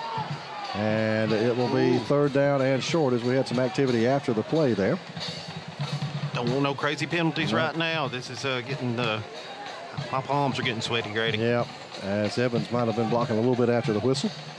Good job by the official not to just throw a flag, though. Really was. 3rd down now, and call it 5 yards to go. Ball is at the 47-yard line of Pleasant Valley. The Raiders another possession down here with 5:21 to go, and now you're definitely in 2-down territory, I think. Definitely. Can we make some noise for this Yellow Jacket? Now they'll split Caden Turner out to the near side. It's going to go to Borders. It is a 2-wing formation, a double wing, and Colton East got it. Now Borders right up the middle, bounces off a tackler. He's close. He's down near the 48. It's going to depend on the spot. And we'll see if they'll spot it from the far sideline. Let's see where the foot is. And that'll be very dependent on that spot as to whether he got it. He was close. I'm kind of thinking if Vincent didn't, that little decoy Pleasant Valley stuck out there, thought they might throw it. Yeah, that ball is just shy of the 48. And the chains look like they are sitting, but the nose is at the 48. I think we're going to call it 4th down. They're not going to measure, so they're going to call him 4th down and maybe a half a yard Ball game on the line, perhaps, here for the Pleasant Valley Raiders and the Vincent Yellow Jackets. Who's going to come away with the momentum after this play? I think Pleasant Valley's going to pick up the first down, but I'm nervous. I'm running the quarterback sneak here, I think. Short yardage. Going to give it to Borders. He's got it. He's got his first down and with room to spare. 1st and 10 for the Raiders. And now we're starting to see that Raider offensive line kind of establish themselves a little bit again. They are. The offensive line is taking back control, and Vincent's loading the box. They know Pleasant Valley's going to run, but you got you got Brody handing it off to Borders, and Borders is he is earning his keep right now. Yep, the little man running with some power right now for the Raiders. He gets it down just shy of the 46-yard line of the Yellow Jackets. Clock at 4:08 to go now in the football game. Can't make a mistake here. Phillips with a two-back set this time. Stumbles, ball is on the ground. Who's got it? Does Vincent have it? They had two guys there fighting for the football. And Pleasant Valley, I think, maintains possession. And, boy, that is going to be a break for the Raiders if that is the case, and it is. As I think maybe Brody Phillips was able to dive back on that man. Vincent had two guys right there with a chance to recover that football for the Yellow Jackets. And now we get a penalty flag. I think I just said can't make a mistake here, and there it goes right on the turf. Who made it? I'm pretty sure you'll have an unsportsmanlike conduct penalty here. Yeah, the official threw the flag right there on the play, and who got it? Phillips gets up a little gimpy himself after that play. And they're motioning toward the Raiders, and that's going to be marked off. And oh, my goodness, that is a huge penalty. Oh, my goodness. Unsportsmanlike conduct. Goodness. Oh, my goodness. That could be the game changer That could be it right there. It sure could. That is a huge, huge penalty. And now all the momentum on Vincent's side. Yes, I think Vincent fans have just realized how bad that penalty is for the Raiders. Yeah, that's a 15-yarder. Takes it all the way back inside the 40-yard line. And if you're not passing the football, it's awfully hard to pick up a first down and 27, 28 yards. But hey, you're down, you're not out. You tell your team, hey, look, we got this. Well, you're going to have to throw the forward pass. You're going to have to throw the forward pass. I don't think you can run for this. Hey, and if you're Vincent, you're not expecting it because they're loading the box. They're opening it up. Yeah, that's a 15-yard mark-off, so make that second down now. There you go. And that was a dead ball foul, so it's second down and about 27, 28 yards to go. Phillips is going to drop back. He's got pressure, avoids it. Got a man in the flat, caught. Good catch. That's across the 40, but that's not going to do you a lot of good. Gets it out to Ashton King. The stop's going to be made there by Treston Smith, but it's going to be third down now and very long. A ball at the 42-yard line of the Raiders. They've got to get it all the way to the 38-yard line of the Yellow Jackets. That was a great catch by Ashton King, but just wasn't deep enough. Nope, didn't have the time. Had good pressure firing in there from Caleb Wilson off the bat. So now that penalty was a killer. Oh, takes you completely out of your game plan. You can't. You're just not equipped, I don't think, to throw the deep routes. Here's Phillips. He'll be under center again. Borders. Look at Vincent loading that box. And now we're going to get a timeout taken by the Pleasant Valley coaching staff, and I think that's a wise one. 2:42 remaining. Timeout on the field. It's the Friday Night Network High School Game of the Week.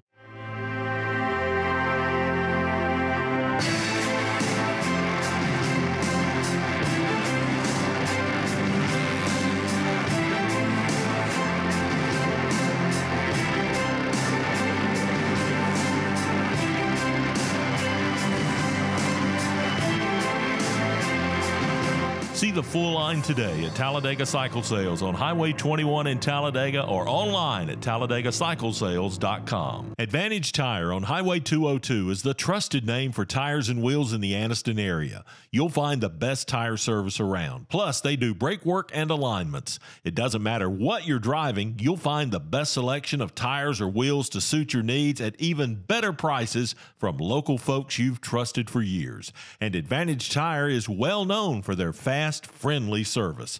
Call ahead or just come on by and see Bruce and the pros at Advantage Tire on Highway 202 today. Third down and a mile right now for the Pleasant Valley Raiders. They've got it at their own 42-yard line. They have got to get it all the way down to the Vincent 38-yard line to pick up a first down. Oh, Grady. So It is 3rd and a bunch. 3rd and 20 coming up for the Raiders. And you're talking about a Raider team that really, Brandon, has not shown the ability to throw this ball deep with any effectiveness at all. Hadn't seen it the whole game, have we?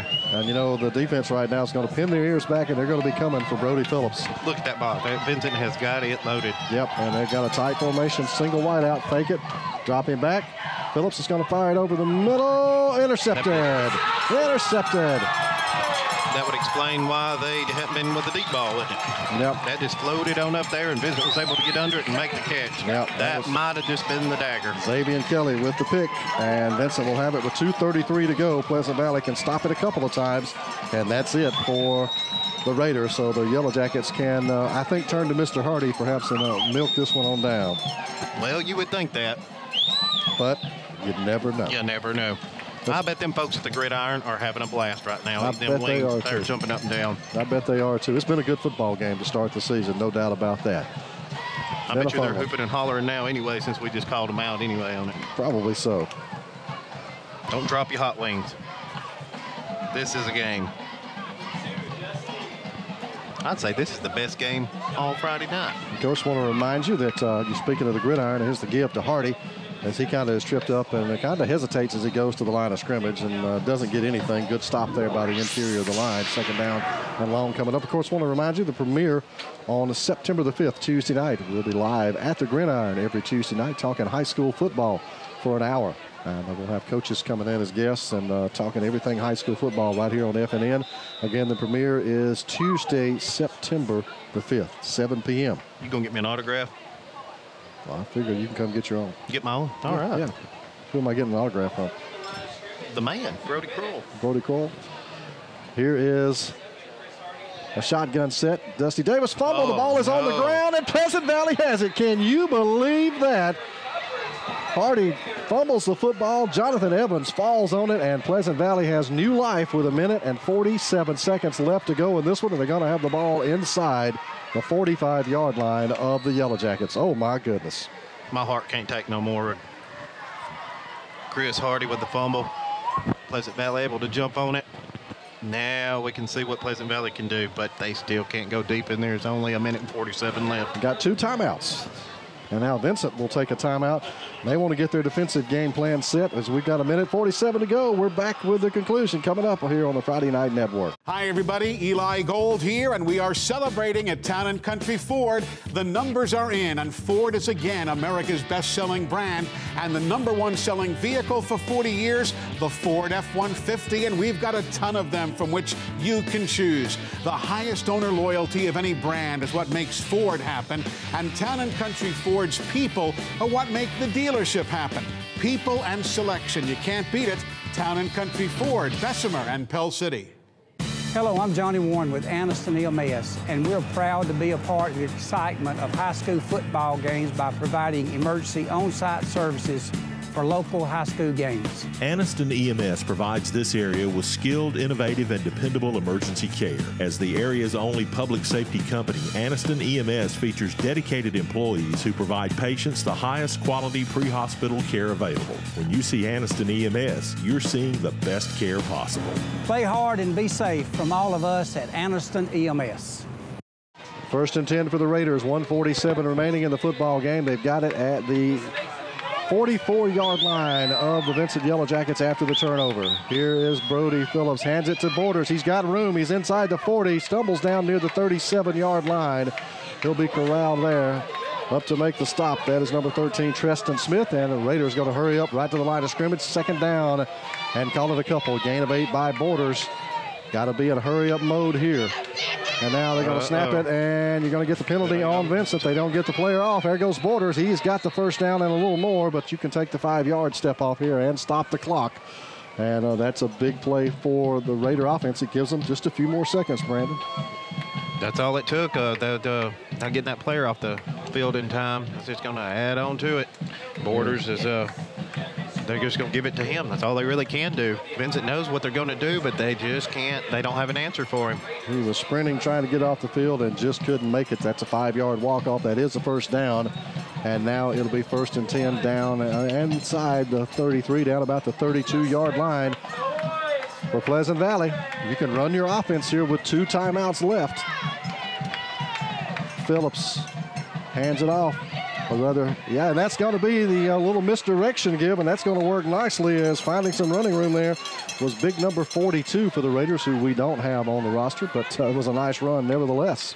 It was, and the offensive line opened up another gigantic hole. I could see it all the way. I could see the end zone through the players. Give him 2nd down and 3 now, gain of about 7. Clock at 1 minute to go in this one. 2nd and 3 for the Raiders. Turn, give it to Borders right up the gut. He's going to be close to first down yardage. Maybe a little short, might be a time to burn a timeout, and I think that's what the Raiders are going to do, as he doesn't, I don't believe, get the first down. And timeout on the field for Pleasant Valley. We'll keep it right here with 50 seconds remaining in this football game. Pleasant Valley down near the 22-yard line or so of the Raiders, and really didn't give him very much on the gain at all.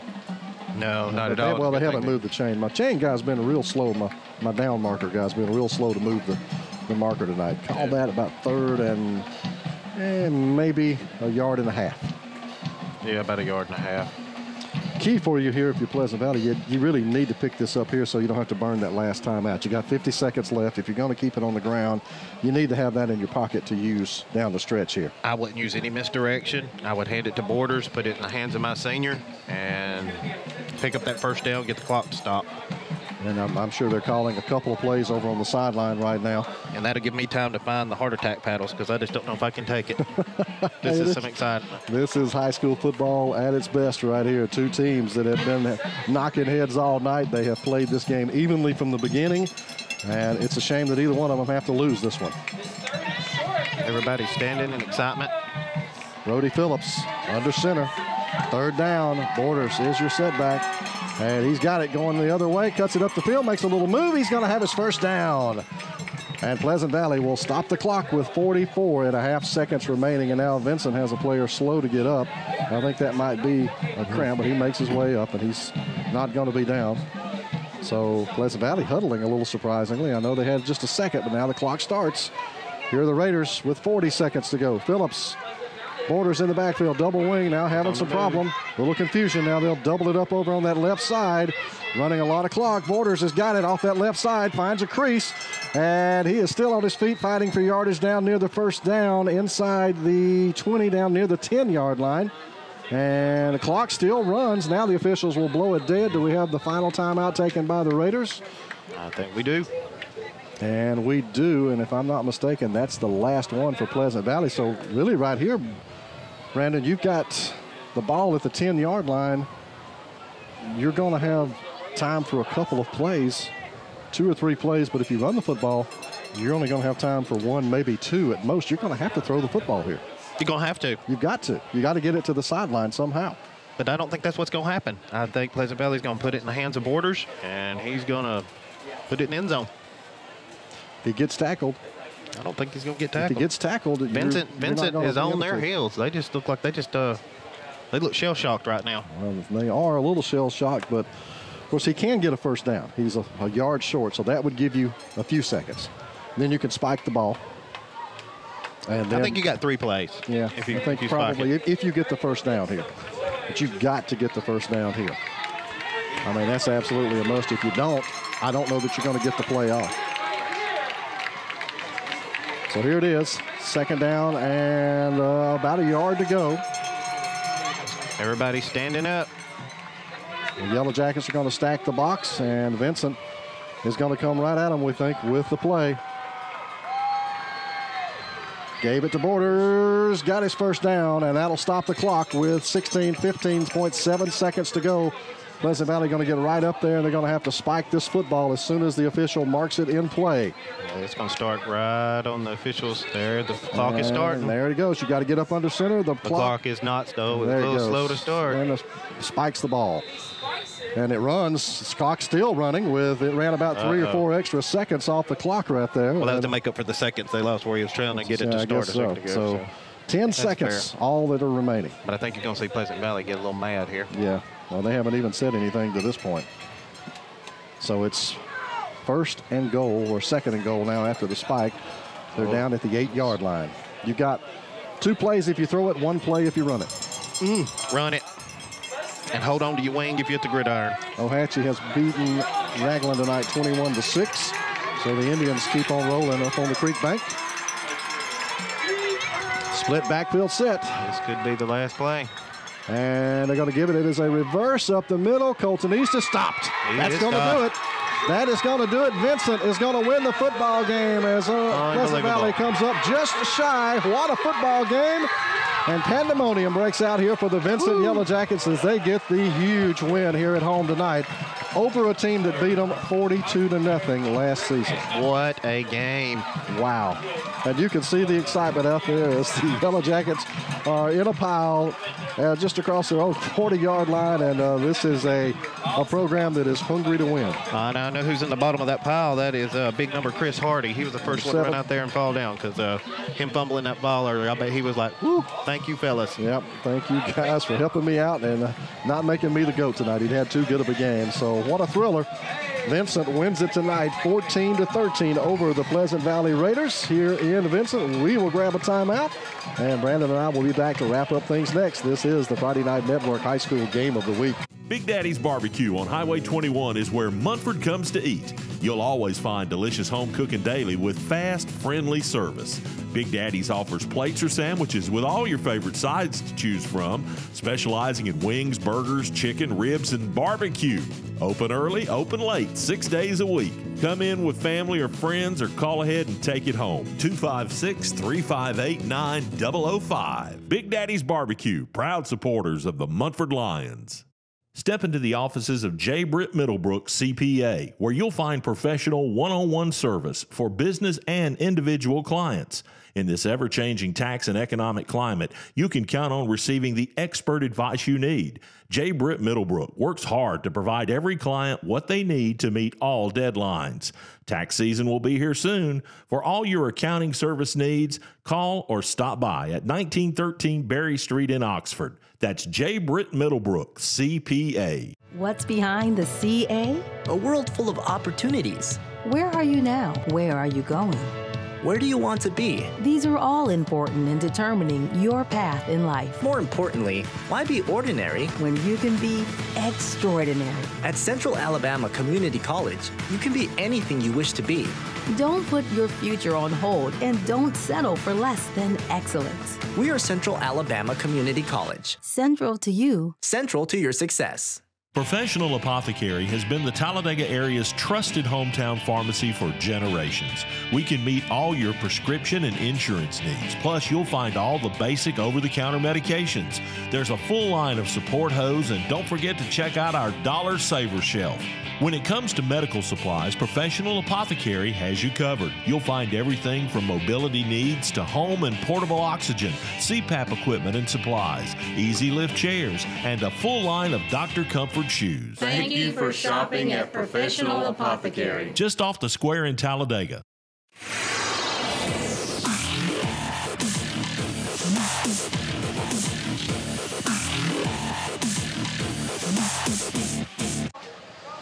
Well, that was a heck of a start to our 2017 high school football season here on the Friday Night Network. 14-13, Vincent wins it in a thriller that came down to the final play of the football game.